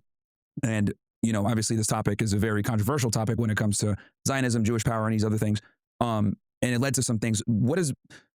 What red pilled you on this topic that made you say, I got to speak up? Even though this is a very taboo topic, you could get, like you said, deal with demonetization, cancellation, losing an employer. What made you say, I got to speak up on this? I want to get into heaven. And I think people don't realize that that's real. Like, I think people who are atheists don't understand that a part of this whole psych operation was to make you an atheist. Because if you knew for certain that when you die, there is more, which there is, you would be living your life differently, right? I want to get into heaven. And so at the very moment that I know anything is true, I can't tell a lie, right? So when I was working, and giving the example again for PragerU, I genuinely, first off, wasn't up on the topic of Israel. It wasn't kind of a common discussion. There was no pressure on me to get out there and say things that are pro-Israel. I just genuinely believed it in the same way that I tell people Charlie Kirk just believed it. There's no conspiracy. He just was like, yeah, Israel, I'm Christian. And obviously Israel has biblical connotations, and so I support Israel almost like it's a periphery. Yeah, it's like a default setting. Yeah, it's a default setting. Yeah, literally. Yeah, in the GOP setting. Yeah, and people who attack that and assume that everyone's in on an agenda should stop doing that. At the moment that it kind of became, and I would say after October 7th, they were kind of demanding that you take a side. I watched Bassem Youssef. This was truly the mental turning point for me. He went on to Piers Morgan and it went viral. And he held up this paper where he showed how many deaths there were every year of Palestinians versus Israelis. And I will never unsee that. And he was being totally a jackass about it. Was just kind of using humor, which is the best tool, and being like, so what's the equation of how many lives are worth? So I'm going, okay, so I'm supposed to believe these are the evil people, but this is how many people. And then I had Norm Finkelstein on my show at the Daily Wire because I was like, let me go to someone who actually is not an anti-Semite, right? His parents survived the Holocaust and he's a professor who was denied tenure for a ridiculous reason because he's committed to telling the truth about Gaza and he wrote so many books on it. And that to me was like, wow. So that like red pilled you on the topic, like seeing the deaths and everything, because no one ever sees like the Palestinian perspective, because it's like almost like in America, well, especially if you're a conservative, the default setting is we support Israel unequivocally every single time, and you never even hear the other perspective. So, and I've said that too, like October 7th kind of opened up this discussion, whereas like I remember before it, like if you talked about it, you would get demonetized, banned. That's what got me demonetized was that topic, especially before October 7th. So you start talking about it. I remember you had debated a rabbi, I can't remember his name. A couple of them. There was Rabbi Shmuley, and then there was, that idiot and the other who one. was, oh gosh, I have to remember his name. He was my favorite. Rabbi Shmuley's such a fuck. This Yeah, is the worst anti-Semitism. He actually was low-key my favorite because he was so over the top. Oh, yeah. He was so over the top. And he was like, you can't even say, what was it, witches? Skylar, what was the name of that rabbi? Barclay, Rabbi Barclay. That was his name. And I think that was one of your last debates you did on Daily Wire too. I think you were still on the Daily Wire there. Did Ben ever like have a conversation with you about this? If you could disclose it. Like no. he just like never talked to you in person about this. He just like trashed you. Because I remember seeing a clip of him like at some type of social gathering, like late in the year of that year saying, oh yeah, I think what she's doing is, despicable, blah, blah, blah. But he had never had a conversation with you. No. And after that, we never had a conversation. Wow. So that happened. And that's, we never had a conversation after that. So he didn't even. If Ben Shapiro decided to debate Nick Fuentes, it would be the most watched debate of all time. If Ben Shapiro decided to debate Candace Owens, it would be the second most watched debate of all time. But Ben Shapiro is a complete, utter pussy who refuses to do it. And then he'll be like, oh, I won't debate a Nazi. I'm just going to call them a Nazi. I'm not going to debate their ideas. He would literally have to move back to Israel if he debated either of them. And have the decency to like figure out, hey, what's going on here? Have a conversation. You're just like. I tried. Yeah. It never happened. So. Wow. Okay. So you got banned from Australia. Right, you got banned from Australia. It's like gangster. Yeah, almost, and I was like, super bad. Because I talk, people try to tell me like, because I talk about world Jewry being a thing and how it's an international cabal that works together, for the betterment of Israel, and they're located all across the world. And I use that example of how they got you literally banned in Australia, even though they represent like 2% of the population. How did that even happen? Like, how'd you get notified? Like, yeah, how'd that even come about? I was going to tour in Australia, and the Zionist lobby found out, and they publicly posted, it was like the Zionist Organization of Australia, maybe it was ZOA, publicly posted this saying. Like they're equivalent of AIPAC, right? Essentially. Yeah, it's another AIPAC. There's so many of Zionist organizations. And I will say, on the conservative side of Australia, the Jewish conservatives did also write a letter in support of me saying, like, we disagree with her, but she should be allowed to speak. But they were effectively the ADL, and they posted this thing and publicly said that I should not be allowed in. My rhetoric was dangerous. They lied and said that I said that Jews, what did they say that I said? That Jews drink the blood of children, which was, it's just like completely. The blood libel? It was unbelievable. I mean, the way that came about was me liking a tweet, literally a like of a tweet of a person who called out Rabbi Shmuley and said Rabbi Shmuley had told a huge lie about me. So they were replying to Rabbi Shmuley and said, you didn't include that she, and then like told the truth about what I said. And then they ended their thing with, are you drunk on Christian blood again? So me liking this tweet, yeah. they went full media press corps. I mean, it's just unbelievable. Candace says, I'm like, are you kidding me? It was so obvious why I liked this tweet. Like this person debunked Rabbi Shmuley's lie, but this is how they lie. Yeah. This is how they lie. And they take everything literal. They take Even everything if it's hyperbole literally or whatever. It's like, oh, look at you, vile anti-Semite. Yeah, and I'm like, obviously I like this because he defended, like he pointed out that Rabbi Shmuley told a ridiculous lie that had nothing to do with anything. Rabbi. Yeah, he said that my followers threatened to kill him or something very serious. And he was like, you're showing this inbox. And didn't he try to sue you for that? No, he threatened to sue. Okay. And so, yeah, it was quite a time, but they successfully got me banned. I've never been in trouble, nothing. And they decided that I am too dangerous to speak in their country. So that I still think, and this has been my belief, everything that is happening, God wants to happen. So when that happened, it was because Australians needed to understand something about their country. Mm-hmm. Because people who didn't like me, who didn't support me, or weren't conservative in their country kind of looked up and went, why is this like mom of 4 being banned from our country? No matter what I think about her, I certainly don't think she's a threat, that she shouldn't be allowed in. And we've got literally people who have been accused of murder, people who have violated their visas in other countries, people that rap about murder are allowed in here. And you're telling me she's saying something that's so dangerous. And it, I think, contributed to more people listening to my podcast. What is she saying? So I do feel we are in this time where the more that they lie, it rebounds very quickly onto them and it creates more pressure against them and they can't stop lying. So yeah, because you can never lie once, right? Like they always say, when you lie once, then you have to keep lying to perpetuate that same lie. Right. So New Zealand also banned you, right? And then you were able to get, how'd you go about being allowed to come back to New Zealand? Did they write a petition? Actually, their person, so they have a reciprocal system, which is weird, but if Australia bans you, you get automatically banned in New Zealand. So New Zealand didn't actually ban me. Tony Burke in Australia banned me, and they have some weird reciprocal system. Then when they found out, their minister, and his name was Chris something, I should remember it, was like, I'm just against this, and he reversed it. Gotcha. Yeah, so he had the power to reverse it. So New Zealand actually stood firm on free speech. I didn't know that. So like basically when one party does something, the other one kind of reciprocates it, but they do have some type of veto power. Mm-hmm. What other ways, I guess, has the Zionist lobby came after you? I've seen ADL articles. I've seen SPLC, right? They target me too. Oh gosh, it was everything. It was everything. Did they lobby to get you demonetized on YouTube too? Absolutely. Yeah, that came from the Awesome Jew. Yep. The Awesome Jew, who was in attendance, by the way, when Charlie got peer pressure in the Hamptons. And yeah, it was just a full court. They were like, just start mass reporting her for violence and violent rhetoric. And they did that. And then I had no strikes. And then I went to all strikes overnight. And YouTube demonetized us. We were demonetized for 6 months, I think. It was like September, maybe it was 4 months. And so that was, can't make any money on YouTube. So we had to we had to then build our own website, which we did. So what it forces you to do is to become your own power center, right? If you ban people everywhere and you say you can't, you're not allowed to fight in this realm, we're going to start building our own realms. And I think they're learning that lesson, is that there seems to be the opposite thing that's happening. So they would attack us on YouTube. They obviously got petitioned to get me fired, banned from Australia. They went after like my family members. Obviously, they tried to pretend that there was all this friction between me and my husband's father, and that could not be further from the truth. I love my husband's family. They have always treated me very well, but they wanted that narrative out there because it was part of the cancellation is even though our own family hates her. No, we have different viewpoints. Yeah. People can support Israel. People cannot support Israel. You don't marry into ideas. Yeah, of course. Of course, there's nothing wrong having disagreements. But. Right. And I'm just thinking what else they attacked. It's been nonstop. And then of course the lawsuits, nonstop legal lawfare. So right now, between you, Tucker, Nick, they're attacking all three of you guys, saying, "Oh, you guys are anti-Semites and you guys are pushing this whole thing." And I give credit because you three have done an incredible job of, awareing the American public on this topic when it comes to Israel's control of the Middle East, what they're doing over there, how they've been able to get away with this for so long, killing people and no one knowing. And they've been targeting you guys quite a bit. And I see that there's been a bunch of drama with Megyn Kelly and Ben Shapiro and everything else like that.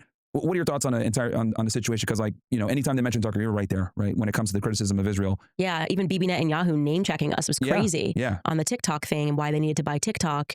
They're letting you know this is a psychological operation. That's what they're telling you. They've gone masked down, and they've just come more inward. I have no idea why they kept attaching me to Tucker Carlson. They wanted both of us gone, and Mark Levin loves you. Yeah, I know. They force-fired Tucker. They force-fired me. And then they realized, we can't control them. And we started having to build our own power centers. And they didn't like that. And they made you guys bigger. Exactly. So, and then with the Nick Fuentes thing, I promise you, I had never heard the Nick Fuentes backstory until after I was fired from Daily Wire. There was this Twitter audio or X audio space that he did with Jeremy Boring, who at that time was the CEO of Daily Wire. And I heard the backstory. And I was like, this is insane. Like what happened to him. Nobody can look at that backstory of what happened to him and not realize that it was just evil. They did everything they can to contain him. It's ridiculous. Like he had his life ahead of him. And so you kind of root for that. You're like, no matter how I feel about him, I root for him against the Zionist lobby. And this rule that you can't speak to Nick, why can't I speak to Nick? Can't my audience decide whether or not they want to listen to him? There's this false idea of platform. He's basically begging for it right now. It's crazy. Candace is doing tricks on it right now. No, I'm kidding. But we all know Candace and Nick will get married one day. It's inevitable. Forming him, that somehow that's going to be harmful and you can't platform him. If I platform him and Nick seems likable, right? And then he goes on his show and he says horrific things, and my listeners then go over to his show, they're not going to keep listening to Nick. Yeah. They're actually then going to have questions about me. Yeah. Let the people decide. Let the people decide. Yeah. You don't get to think for people. Yeah. There's no such thing as platforming ideas. If people are following that idea, that is on the people. And they are smart enough to make their own decisions. I don't need to tell people to listen to Nick, to not listen to Nick, to platform Nick, to not platform Nick. If I want to talk to Nick, I'll talk to Nick. If I don't want to talk to Nick, I don't talk to Nick. And there's something about the true free markets that Zionists can't stand. They're constantly manipulating the markets so that people think that they are number one, and they're not. They actually require censorship in order for them to be number one. Yeah, and that's their game. And you know, I seeing Ben Shapiro have a meltdown. You know, they had the Republican Jewish Coalition a couple weeks ago, and just saying like, oh, these people are platforming, whatever. I find it interesting how like they never like, because when you guys, if you actually listen to the interviews that you guys do a lot of the times, it's like, oh, this makes perfect sense. I understand like why you have this worldview. They never criticize what you guys talk about, right? They always criticize you guys directly, saying they're pushing anti-Semitism. Well, what are they saying that's anti-Semitic? Oh, well, it's just anti-Semitic. And they don't even want to have the discussion, the Usually debate, the truth. or anything. Yeah. Yeah, because when you hear Nick Fuentes' backstory, it's compelling. It just is. I was compelled when I heard it. I actually haven't gotten around to watching his interview with Tucker. It's on my to-do list this weekend, but I'm assuming he told his backstory. Yep. And then people look at it and go, what is up with the Zionist lobby that they're going after 18-year-old kids for questioning Israel? That's actually what they're fearful of, is people understanding just how long this has been going on, how vicious it is that it will even go after an 18-year-old who's just asking questions literally. And yeah, I think that's what it is. It's the mass awakening that's happening. Yeah, no, and you know, I credit you, Tucker, Nick, some of the biggest voices in it, like waking people up to this problem that we've had for so long, right? I mean, it got us into wars. And I do think that we're making an impact on it, because I remember when Trump bombed Iran, he had a lot of pressure on him not to do it, right? And he was like kind of going back and forth. I know Steve Bannon had like went to the White House and told him don't do it, or at least push it off a little bit. And he bombed him, and then he ended it there, right? Who knows if, you know, if he didn't have that pressure from his base to not go to war, if he had it, would have expanded the conflict, because we know Israel wanted to, right? If this was like 2003, who knows if we wouldn't have just gone into like a full-on war. But I think big voices in social media that we didn't have back in 03 were able to kind of pressure like, hey, we voted for no wars. Like, and then it kind of forced him to be like, I want to keep the base. All right, just bomb him and get out of here. Because that was even very unpopular. And then you saw the neocons go, oh, you were panicking. It was just going to be, and the whole time you guys were just panicking, and it was just one response. You thought there was going to be a broader war.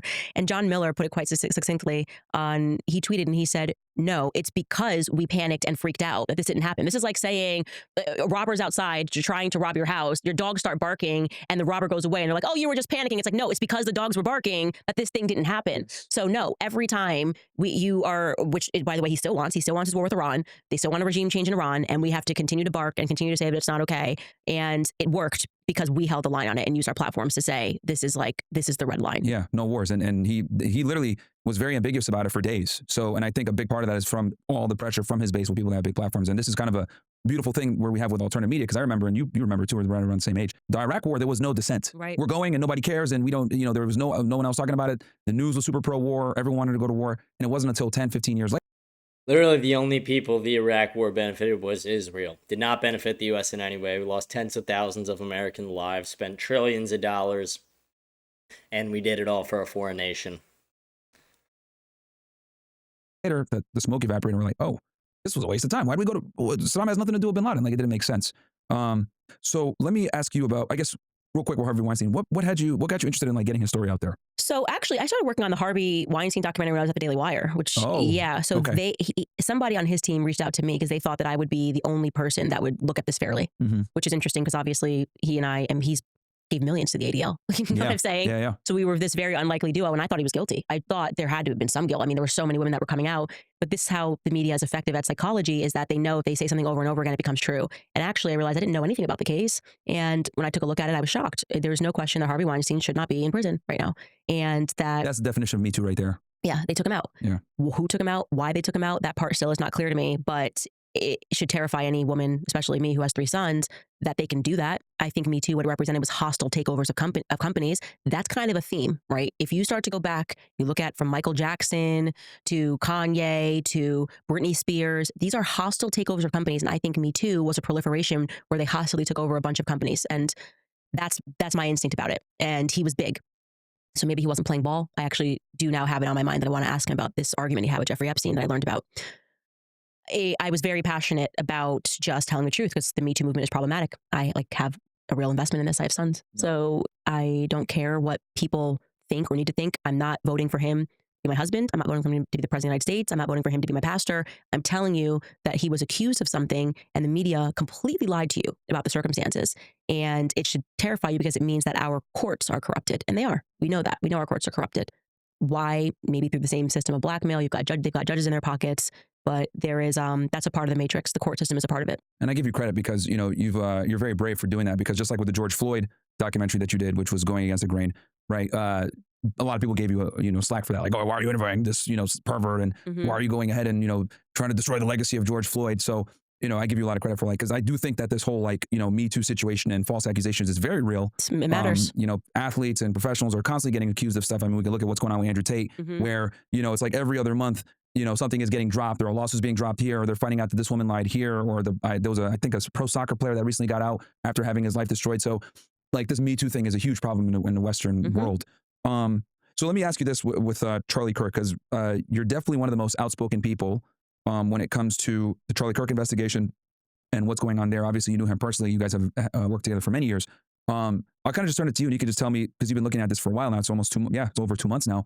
Can you take us through what you think happened on that day, what led you to believe that, and the timeline in general, who you think is actually responsible, who might be covering things up and everything like that? Yeah, so I can tell you that I view the Charlie Kirk assassination as a military hit. I do not know who called the hit yet, but it's military. There's no question in my mind that it was a military hit. Well, I don't view the U.S. military as being controlled by the U.S. I mean, there are a lot of people we've been globalized for a very long time. I don't know that there's a difference there's decisions that are made in Ukraine for America. I mean, this is the tentacles of the U.S. military. Yep. It's a much broader and longer conversation that needs to be had. I mean, I think since JFK was assassinated, I don't know who's in control of anything, right? Much of what we see in the political realm is just an illusion. We're talking about what's happening in Congress, and decisions are made in boardrooms, in my view. With Charlie, I think that with everything that I have uncovered, there was very clearly a faith infiltration that happened. And I'm putting faith in quotation marks, because Charlie would have believed the people that came to him and told him to grow the organization and, to become the boots on the ground for faith. He cared very deeply about his faith. And the cast of characters and the pastors that are around him, rotten, very rotten. The McCoys, Rob McCoy, unbelievably rotten. And I've been covering a lot with him. And what it's looking like is that Calvary Chapel has been accused of tons in the past, and also accused of hostilely taking over well-meaning faith organizations and ministries, with Rob McCoy at the center of some of these scandals. It's looking to me like Turning Point's apparatus provided an opportunity. Now, who they're actually working for, what they're actually doing, I don't know. But I can tell you it is not about Jesus Christ, okay? And this would explain why, for some unknown reason, Christian Zionist influencers have been losing their minds about the idea of investigating the Charlie Kirk assassination. It's odd. I looked up and I'm going, why are Christian Zionists trying to use Bible verses to say that we shouldn't question anything? I mean, everybody knows you were a cop. Yeah, it's really weird. All the people who have constantly for years been saying, oh, we can't trust the intel agencies. We can't trust the FBI. We can't trust the government. They lied to us about Epstein. They lied to us about 9/11. They lied to us about all these things. They're suddenly like, yeah, we just have to trust the official narrative. It's absolutely fucking crazy to see those people like that. Mm-hmm. The first thing you do when there's been a murder is to look around at the money, the finances, and the people around them. Common sense. And then you pair that with the actual impossible things that they are telling us. It was a Christian miracle. His neck just stopped a 30-06 from 150 yards away. It was just your modern Christian miracle, That's Fed slop, but it's worse than that. It's Christian slop. People using the Bible to psychologically convince you, Jesus performed miracles, and this was just one of them. Charlie loved his faith. They're lying about weird stuff. I consider it a clue that they are lying about where Charlie was at in terms of his faith journey. They lied about the Hampton Summit. They lied about the fact that he had said, I have no choice but to abandon the pro-Israel cause. I just watched them all lie because I needed to see where all the stakes were. These are weird lies. Yeah. The one thing that connects all of these lies is faith. So that's where the focus of my investigation is right now. And I'm coming up, looking and going, all of these characters are dirty that were around him. So you're not going to hold up a Bible like a false prophet and tell me not to look here, or else I'm going to be condemned to hell. Because let me tell you how the Bible works, okay? Christ is king. What that means is truth is king. And if anybody is using the Bible to tell you not to pursue truth, you are dealing with somebody who is manipulating you. Who do you think, I guess, I know you said the people around him, but who do you think is the most responsible? Why would they want him gone? I think Charlie was not allowed to be anything but a Christian Zionist.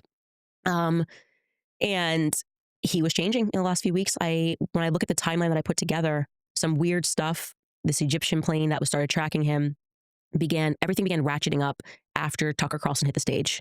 And in July. Mm-hmm. Oh, yeah, I was there for that. Yeah. That pissed him off. That was a something. Yeah. So I think Charlie was done, as Megan showed the video. He was telling Tucker to go max. All of the things that they lied about, we've now proven. And why were they lying about it? That's why this is the thing. Why lie if you have nothing to cover up? That's my common sense here. You only lie because you have something to cover up. No matter what the lie is you only lie because there's something that you're hiding. So if they had all come out right when Charlie died, if Seth Dillon, who pressed Charlie in the Hamptons, was like, oh my gosh, my biggest regret is the last time I saw Charlie, I was being such a jerk about the Israel. They were so stupid. And this is a reminder that you never know when you're going to see somebody last. I'd been like, oh, okay, nothing to see here. It was like a full court press effort to lie about everything. Josh Hammer, he never blinked on Israel. He was on the text message chain where Charlie said 48 hours before he died that he was done with the pro-Israel cause. Why lie? That's my question. And I don't like the silence from Turning Point employees. I know for a fact one of them, who I'm not going to name, has a text message from Charlie the day before he died saying they are going to kill me. Wow. Now, he was not referring to the trans lobby when he wrote that message. Yeah. So why not present, if you are his friend? Literally reported a month before on the Harrison Smith report from InfoWars, where he said that if Charlie was to turn on Israel, they would kill him. And I reported on that a month before Charlie got assassinated. And going back and watching that clip was weird. And you're interested in the truth. Why wouldn't you tell the public that? Wouldn't you just come right out to the public and say, hey, I don't know what happened, but like Charlie thought they were going to kill him. I do not like the way Turning Point is behaving. I've made that clear. And nobody is going to emotionally manipulate me and tell me that it's all good now. And to attack Turning Point would be to attack his legacy. Mm-hmm. Charlie told me years ago that he had, which I shared the messages, he was having a ton of visions and was telling me that Turning Point was going to be the death of him. He knew he was going to die young, and strangely knew that I was going to be the only person to defend him. Right? I showed the messages. Yeah. I showed the messages. They tried to say it was fake and you pulled it up and yeah. So it's we're here now, and I'm going to defend him. I'm going to figure out what happened. What are your thoughts on how Erica Kirk has been dealing with this and some of the people that are close to him, his manager, Mike, and all them? Like, do you think they're just playing a role? Do you think they're involved? What are your thoughts on them in general? Some of the people in his closest circle. It is obvious to me that Mikey McCoy was the person that they wanted to launch as the new Charlie. That's very obvious. The way they brought his YouTube channel back with a speech from Mikey, and everyone was kind of trying to soft sell Mikey to us and was like, who's this kid? You're 23. Why are you the chief of staff of anything? You didn't go to college. Who are you actually? And you're brought in by Rob, your dad, who is dirty. I mean, very dirty guy. I covered more of that yesterday. He just gives me the sleaze and the ick. And it just is very strange that I felt like they tried to manipulate us into accepting this, almost like they had like, Mikey's going to be this person. Then we see Mikey, he's a hero, and he just walks away right after somebody. Like, that doesn't make any sense to me. And yeah, with Erica, a lot of people on the internet have been going into her past, going into her parents' past, and just speaking about these things. Israel defense contractors, parents, stuff like that. Yeah, I've seen all of that. I respond to that on my show, and what I've said to everybody is, I'm starting with what happened on that day, what happened leading up to his assassination, and the people that catch my attention are people who are telling verifiable lies. Okay. Erica thus far has not told any verifiable lies. She did not lie about the fact that he had St. Michael on him when he died. So there's two things. She could be on autopilot, and some people could be reading that the wrong way and thinking, oh, well, she's not acting right. Okay. Is she on autopilot because she fears something? Right. Again, we don't know what's happening behind the scenes, but you have to have some level of fear if you watch somebody get assassinated. I don't know. I just don't know. Yeah. And so people have been upset with me for not going, down the rabbit hole on my show about Erica's parents. People's parents are people's parents. They haven't yet come up in my investigation. If I find out that her parents were involved, and then it's going to catch my investigation. And there's nobody that will be spared once they come up, once they tell a lie, once I come across something. I just literally have not come across anything with Frank Turek. Also, I haven't come across anything with Erica in my investigation. So, the shooter or the alleged shooter, you think they're a patsy? of course, they're patsy. I mean, come on, it's just so dumb. He wasn't even on campus that day. They can't show us one clear image, not even one. All of these cameras, Turning Point has everything in 4K. So shouldn't you have caught the shooter on the roof in 4K? Like, you had cameras everywhere that day. Every inch of that campus So do you is think covered. that was someone else that was running across? Absolutely. It wasn't Tyler? Absolutely. Okay. Someone that just, I don't even know if there was a person that sprinted that day, because It literally could have just been a person who was watching from the roof, heard a gunshot, and then literally ran. I mean, it also could have been Tyler, and he could be a patsy, but the idea that he acted alone in this is very flawed. everyone's forgetting, there was also a news report that came out a week before that somebody was on the roof, and a professor came out and waved the person. Now, they may have been dropping off a gun, dropping off a screwdriver. I don't know. Because there's one video, like one of the students had panned but out that where he person was who running. took that video that I had to track down, military.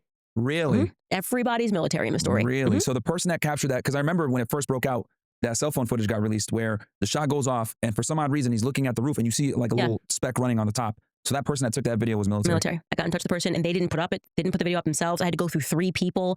I'm like, so I'm supposed to believe you're like a college kid and you have nothing to do with anything. You just decide to randomly be like, oh, I got this video, but I'm gonna send it through 3 people to have it released. Interesting. And also the Losey building, where the shot definitely did not come from, is the only place on campus that houses, I believe on the 3rd floor, according to my source, like the military something is in the Losey building. So there's a lot happening. That all of that was just a show to mask who the real shooter was. I think it's way more likely that the shooter was in the audience or to the side of the audience. I think that's the more likely story, because he wasn't shot with 30-06 first and foremost, and the bullet did not destroy his neck.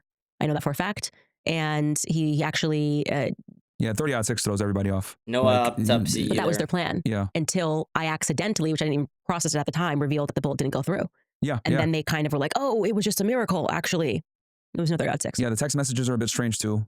And, you know, this whole situation, like, I wish the government's being a bit more transparent, because this has an incredible amount of public interest. So it's like, look, dude, you guys probably should be more transparent on this, because government trust is down at its lowest when it comes to people trusting law enforcement, whatever. What are your thoughts on how the FBI and the state police are handling this in general? Because I know you've been critical. I think what's way more important is trusting Alexis Wilkins as a sensational singer, and the people like, be careful, she might sue you. I don't want to talk about like the feds right now. Like, they're doing what they have to. The more important thing is that this sensational country singer is left alone. We are just not a serious nation. I mean, I think if Putin's FBI director or put that out, Putin would just quietly have him assassinated or something. I don't know. But we're just not a serious nation. That is just, they are tweeting like girls on TikTok right now, and it's embarrassing. It is so embarrassing. He should have been forced to resign. Trump should have made him resign for embarrassing us, because there's no way Putin's not laughing with his homies right now about that tweet. My girlfriend, my life partner. Yeah. She sued a bunch of people. It's crazy. Crazy. Yeah. And obviously with his blessing. With his blessing, or you would say, hey, honey, not now. Yeah. Right? Like, this is a bad time. This is a bad time. I gotta be taken as a serious man. Optically, yeah. Yeah. And of course, the opposite thing happens now, where everyone's now calling her honeypot. And so what is she gonna do? Like whack-a-mole, just sue everybody on the internet who's making a joke, sue Tim Dillon or something? Yeah, it's absolutely nuts. So it'd be fair to say, so you don't believe the official narrative, and I do agree with you, there's a lot of problems with it, right? Between a 30-06, why don't we have the full footage of him taking the shot, then running off? You're only showing him running. The text messages are strange. They don't even show us him taking the shot. Yeah, that seems like a pretty easy thing to do. That's one of my biggest issues, is they didn't show him taking a shot, but they have him running across the roof. So it's like, how do you not have him prone shooting the shot? So I guess, and I know you're still investigating and figuring everything out, but if you can kind of give me a quick summary, what do you think transpired in that day? Who do you think is responsible? Maybe a rough timeline. I know you're still filling parts in, but from what you have so far, so what do you this think? is a guess, and this is just like, if I had to guess right now where I'm at, and this, I think Tyler Robinson's only contribution was that he had his prints on the gun. I know that his prints were not the only prints that were on the gun, which is something that they haven't been honest about. I would suspect that his only role, DNA on that too and stuff. Yeah, I think Lance Twiggs is much more involved. I don't think he took the shot either, but I think he's more involved. I think that Tyler Robinson's, all of these people that were involved that day got swept up in pedophile stuff. From George Zinn, the guy that cheered, his father's also a pedophile. The guy next, I mean, the whole thing is like, it was an operation with blackmailed people. And the Zinn guy was at 9/11 too. Weird. Yeah. I mean, just unbelievable. And again, more of a marker of this was like a blackmail operation. Also, Zinn told a nurse that he was being paid. He didn't know how he was going to be paid for doing that after. So he was supposed to be another patsy. And yeah, because it was like immediate. Like he got like when this all broke out, he got arrested, and he was like, it was out in the news like immediately. Multiple people involved that day. One person maybe just supposed to run across the rooftop. Another, I think Tyler Robinson, all his job was to pick up clothes. I think literally he didn't step foot on campus that day, and his job was to get rid of the clothes next to the Dairy Queen into some cemetery, which I broke, and the FBI is not disputed. But they decided to monitor the Dairy Queen afterwards and send some feds there. And yeah, so his role was to pick up clothes. I think Lance is actually the one that's walking in the backpack. But the TMZ the footage? maroon. Yep, I think that's The TMZ Lance. footage, And I don't okay. know who was walking up the stairs. I think that's a whole different person because they don't even look like they have the same body. Okay. And yeah, that's how you do a nice, better operation. You got a bunch of patsies doing different roles. And they didn't show us a video of the stairway footage either, which is another thing that's strange. Yep. Yeah. Okay. Well, no, I mean, I see there's a lot of, and I said it before, they've created more questions than answers. Right. Right. Which is obviously the problem here. But I know we're short for time here, so I'll just, where can people find you? I mean, everywhere. Yeah, you're everywhere. Yeah, at your Congratulations on the local podcast, courthouse, your local courthouse being sued. If you'd like to find me, your local news station being called anti-Semite. Oh, one last thing. Do you think, because I know Turning Point had said something about, we're going to go after anyone that's saying anything. Have they reached out to you at all or contacted you? Because you're probably one of the most outspoken critic of what's going on with this investigation. Happy to have any person at Turning Point on my show to discuss anything that I'm saying, to make any corrections about anything that I'm saying. They can make a statement for all I care. I'm not going to stop investigating this until we're told something that makes sense, makes rational sense. And you're not going to tell me, like you do with Israel, that I'll get into heaven if I just ignore how Charlie Kirk was killed. We're not going to play that game. So say something that makes sense, or you have an enemy of me. That's pretty much it.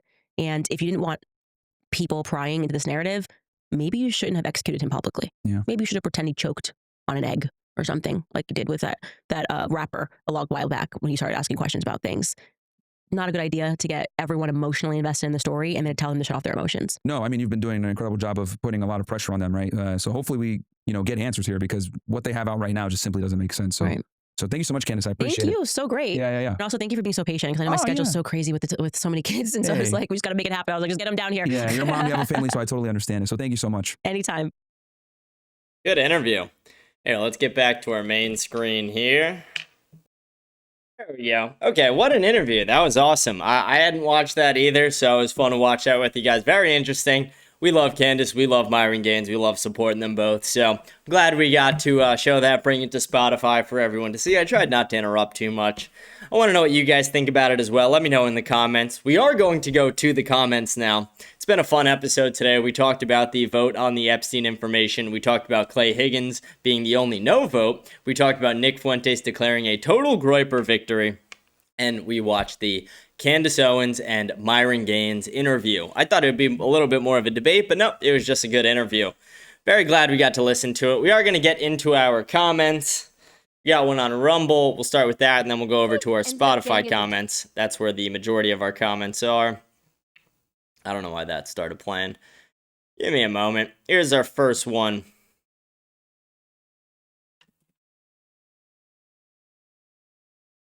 Breaking Bad or Better Call Saul? I love them both.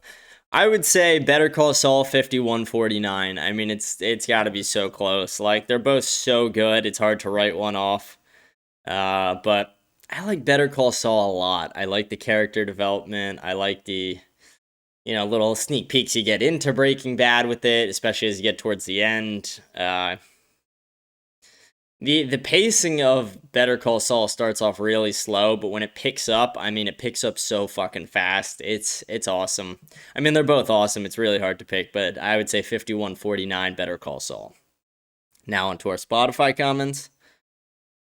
Dude, I listen to your show at the stores I work at and you crack me up and I try not to laugh out loud. It's hard sometimes, face rolling on the floor laughing. Also, what's your favorite beer? Budweiser. Let's go. That's hype. You listen to it at work, you try not to crack up. Yeah, don't let anyone know. I mean, let the people know. Let the people that, don't get yourself fired or anything, but let the people know. Let the people know about the show. My favorite beer. I like a good IPA. I don't drink a lot of beer, though, if I'm being honest, I'd probably be a little bigger in the face if I did. I don't drink a ton of beer. I don't really drink a lot. Rarely. I'll drink it like holidays occasionally, and I'll have like a drink or two here and there, but I tend to not drink a ton, but I like a good IPA for beer. And then if I'm going to go like liquor, I like a good like Jack and Coke, I'm simple. But I like a good like hazy IPA. That's a good beer right there. We're going to go on to our next comment. Appreciate your comment. Thank you for tuning in. We actually got a lot more comments than I thought we would on this episode. We're seeming to get more popular, more and more views every time. So thank you guys for that. Rate the show 5 stars, leave a comment, like and subscribe. Here's our next comment. It's funny that Ted says we must bless Israel. It's in the Bible. Well, kinda right, just not the state of Israel. It's Abraham and his descendants Jacob who wrestled with God. Then God is name changed to Israel, and it's them. Then God says, I will bless those who bless you, and I will curse those who curse you. And before Jesus was killed, he said, if you kill me, you will lose the key. So after they killed him, they lost the spot. And now the people who live by Jesus are the new Israels. Love the show, my guy. Yeah, they love to weaponize the Genesis verse, and it doesn't factor in that the prophecy of the Old Testament was fulfilled. And you're right. It's, I don't know, the Israelis in the Bible and the modern day state of Israel, it's not the same thing, and it's ridiculous. It's like we point out in the Ted Cruz, Tucker Carlson interview, like he's saying, it's like, does the Bible tell us we have to bless Benjamin Netanyahu, the war criminal who says he is wanting to win the next war against Rome? The Roman Empire is what he's talking about, and the Roman Empire is not dead, no matter what anyone thinks. The Roman Empire is just the Catholic Church, and we're stronger than ever. Yeah, it's that's pretty spot on. Let's see, you got a little second comment under it. This is from the same guy.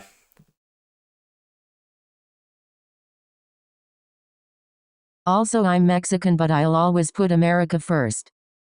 Are you a Mexican in Mexico or a Mexican in America? I mean, it's just curious either way. But you put America first. That's what's important. We love it. We love it. Yeah, the IDF guy gave you a downvote. Fuck that guy. Who cares? Dave supports crazy, disgusting practices, so no one takes him seriously anymore. That's the IDF shill. Here's our next comment. You're getting bigger, and one day you won't be able to read all the comments. That makes me so happy for you. Keep up the amazing work. Big dog, lots of love.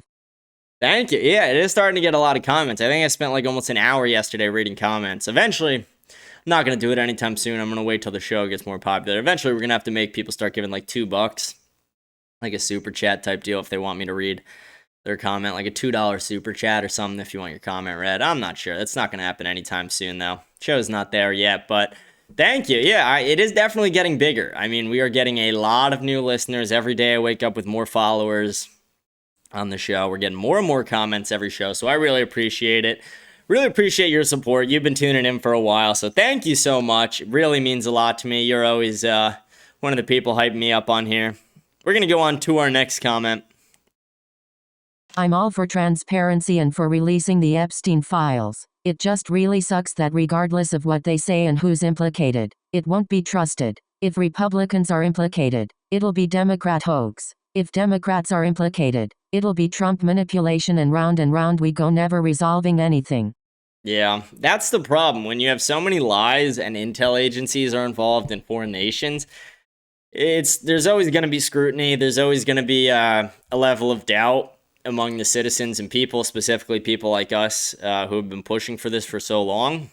And it's like when the files come out, if Trump's, not in any of them, it's a pretty clear sign that they were manipulated with. If it's only Democrats, if no Republicans, and then vice versa. Same thing you just said. If Republicans are implicated, they're going to be, it's a Democratic hoax. It's fake. It's Biden planted them there.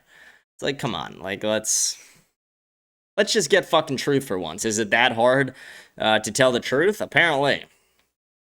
Thank you for your comment. I appreciate your perspective. Yeah, you're right on that. It's very sad that we can't even trust that we'll get the truth about, one of the biggest pedophile operations, and we have people protecting that. We're going to go on to the next comment.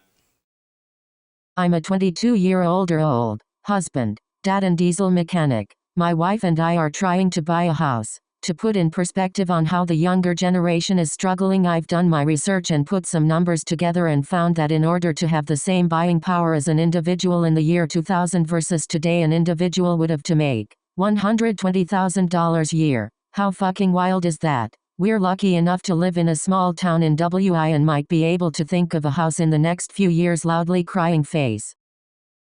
Damn, that's terrible. I'm gonna pray that you're able to buy that house. But yeah, it's true. I mean, the housing market's fucked. It's because back then people weren't competing with these like massive companies over houses, and we didn't have 50 million illegal immigrants and millions and millions of legal immigrants in the country. Another huge problem. It's very fucked up how expensive housing is right now. And it looks like you put another comment under yours, so we're gonna listen to that real quick. In addition to that, we've been living with my in-laws for the past year just to pay off credit cards, a vehicle, and student loans. After all that, we're still denied a mortgage. Then you have boomers just work harder. Yeah, fuck those boomers. You guys just have to work harder. Gen Z doesn't have any work ethic. It's like, no, bitch, we just don't want to work for slave wages. Like, fuck you. We don't want to work with a bunch of illegal immigrants for slave wages. That's not, we're not cool with that. Yeah, I hate that fucking excuse from the boomers, that line they give. That's great your in-laws are letting you live there. That's awesome. I really hope it's good for you. You're 22 years old, husband, dad, and you work full-time. I'm really going to pray for you and your family, because you are America. You know, you are America. People like you. You're an American, and not, you are what America is. You know, you are a father, you're a husband, you work full-time, and you're getting fucked by the system. And that's what America currently is right now. So I really feel for you, man. I'm really sorry you're going through that. I'm going to pray for you. All my viewers, please pray for this guy. He seems like a very nice man. And there's another comment under it. Yeah, man, just work harder and don't retire. Remember what Benny said, and just open that 50-year mortgage. Just you'll pay $1 million as interest, but hey, at least you'll have a bed to sleep on. Yeah, listen to Ben Shapiro, guys. Never retire. Retiring's for fucking weaklings and pussies. And yeah, get a 50-year mortgage and fuck yourself for life. It's so ridiculous that they want to sell us this bullshit. They want to piss on us and tell us it's rain. Fuck them. The system is so corrupt right now. This is from the guy who is like, you look like a pedophile, as he was defending the practice where rabbis will put their mouth on a baby's genitals to suck the blood out after a circumcision. And I was just like, dude, the fact that you are calling me a pedophile while defending pedophilia, it's fucking insane. I got you enough that you felt the need to respond. Yeah, dipshit. I respond to every comment, no matter how stupid or shitty they are. You're a fucking retard. Total fucking retard, Yosef. You are a fucking retard. I'm not sure what you want from AIPAC, like it literally says it in their name. The American Israel right doesn't say Israel only, it says American Israel. What more do you want? And if you want them to shut down, make everyone else do the same. Yeah, I would love all the lobbyists to shut down, but since we can't get that, how about AIPAC at least registers under FARA? How about they register as a foreign lobbyist? Just because they're American shilling for Israel doesn't mean they're not shilling for a foreign nation. They should be registered under FARA. You couldn't have like American Chinese people trying to influence the American government for the Chinese, for China and for the China lobby without them registering under FARA. You couldn't have it for Muslim countries with Muslims who are domestic in America. So why the fuck do Israelis get that, do they get that luxury? It's because they run our fucking government. Again, fuck you, Fidel. You're an idiot. Like, I try to be nice to you sometimes, but then you ask, like, stupid shit like that. You're like, what do you want them to do? Bitch, register as a foreign lobbyist, which they are. It's so fucking simple. It's so simple. We would have so many less politicians taking money from them if they were registered as a foreign country, because people don't like to vote for politicians who take money from foreign nations. But since it's not registered that way, most Americans, or a lot of Americans, especially like the boomers and the Gen Xers, don't even realize that they're voting for politicians who are lobbied by a foreign nation. So they need to register under FARA. Does that answer your question? Kash Patel needs fired. Also, your last name sounds like a mountain range. Sounds like a mountain range. Pascalides, that sounds like a mountain range. Kash Patel definitely needs to be fired. Kash Patel should have resigned in disgrace a long time ago. He's fucking terrible. I completely agree. We're going to go on to our next comment. We got a good amount of comments. If a man loves the world, the love of the Father is not in him. The people that defend pedophilia, defend money lending at interest, defend pornography will do everything in their power, blinded by evil or not, to completely plunder our countries. Whether it's spewing propaganda in your comments or passing laws in Congress, ideals are peaceful. History is violent. Remember that, James. Yeah, but we're not going to act violently. We're not going to act violently at all. We are going to engage in politics and keep taking over the American political system. We got some responses to your comments. Here's a thread. No one is defending pedophilia, you moron. Literally they are. Dave and Yosef were. Read what Dave is actually saying. Yeah, him defending a practice of a rabbi putting their mouth on a baby's genitals, that's defending pedophilia. And if you can't see that, then you're a retard. Your team had your hands all over Weimar Germany's pedophilia problem. Nobody believed you then and nobody believes you now. Again, I'm not Jewish, you fucking moron. Yeah, but you're shilling for bad practices. At least you could admit it should be illegal, but still, it's fucking terrible.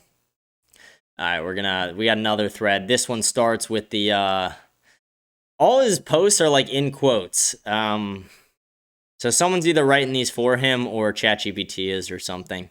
But why are you putting all your things in quotes? But this is from the IDF guy, Dave. Fucking idiot. This is the guy who's defending pedophilia, basically.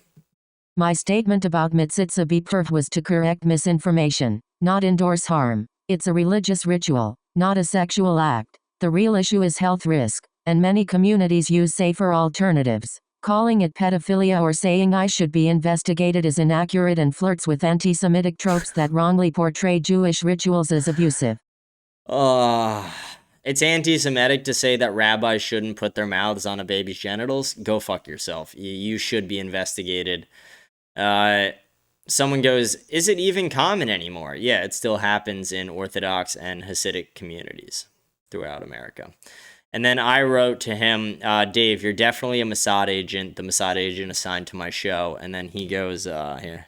What you gonna do about it? What am I gonna do about it? Bitch, I could block you from the show if I want, but then they just assign another. Here's another response. ChatGPT, it's not the norm. Many Jewish circumcisions do not involve direct oral suction, but in some Haredi and Hasidic circles, it continues to be practiced. In NYC, there has been enough concern that authorities now require parental consent for the practice. The NYC Health Department also encourages parents to ask the mahal beforehand if they do Metzitza B'Perv, and to decline it if they're worried about the risks. It shouldn't be happening in general. It should be illegal. And I never said it's the norm for Jewish circumcision. I said it's in the Orthodox and Hasidic communities. You know, the majority of Jews in America are not Hasidic or Orthodox. Just common fucking sense. It's crazy how stupid some people are. Also, I don't think Dave is a Mossad guy. He is just very defensive of his people, and I understand that, but I also know for a fact that he most likely doesn't agree with it personally. Well, I don't think Dave is a Mossad. He's just very defensive of his people, and I understand that, but I also know for a fact that he most likely doesn't agree with it personally. I think he does. I think it's happened to him, and I bet he's done it to someone. He's a fucking weirdo, Dave. Dave, literally, I have negative amounts of respect for you, Dave. I think you're an utter piece of shit. Dave, come to Canada. I have to show you something behind the chemical shed. That's crazy. That's crazy. That's wild. That's wild. That's wild. I get the sentiment of it, you know, when it comes to pedophiles, but that's wild. That might be a little too far. That might be a little too far. And then he wrote to one other guy. Christian, you can come too. Yo, chill. Chill with that. Again, we disavow all violence. We disavow. Go to hell, incel. Dude, one thing, there's nothing wrong with being an incel. There's nothing wrong with being an incel at all. Someone goes, do you read the Rumble comments? And because I forgot one yesterday, and that's the one I just read right now. And I wrote to him, yes. Let's see. Here's another thread we're going to go through. Appreciate all you guys commenting, but Dave, fuck you. Fuck you, Dave. You're a pussy. Like the direction, but taking shots at Candace means unsubscribed. You didn't spell it right. I didn't take any shots at Candace, so I don't know what you're talking about. We're going to play the entire thread. He didn't. Yep. I don't really like her. I'm very pro-PUSA. Pro-TPUSA is what he's trying to say. And I wrote, I like that she's investigating the Charlie Kirk stuff. Well, yeah, but I wish she would leave his loved ones out of it. I get that to her interpretation they acting weird, but a lot of people could say the same about her. I mean, she has accused half of MAGA at this point. That's That's incorrect as well. And I don't think she's directly saying that Erica was involved. And also, you got to look at it like this. Like, if Erica was just a widow, it'd be one thing. But Erica is now the CEO of one of the largest political organizations in the country. She is on the table to be criticized, scrutinized, everything. So if she didn't want to be criticized, she shouldn't be the CEO of a political organization, because now it's fair game. Candace's general direction of influence is against Israel and their influence. This is good, regardless of Kirk's family getting offended. A family surely smaller in quantity than the large number of people suffering from Israel's actions.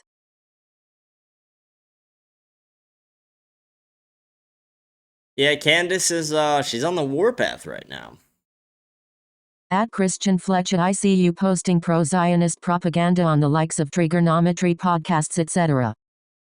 Is that true, Christian? Are you pushing Zionist bullshit? And then here's what he says. I'm not a Zionist, I just believe looking at things fairly. If you look at things fairly, you'd be unequivocally America first. That's that thread. We're going to go to the next one. We got one more long thread, one more short one, and then we got one YouTube comment.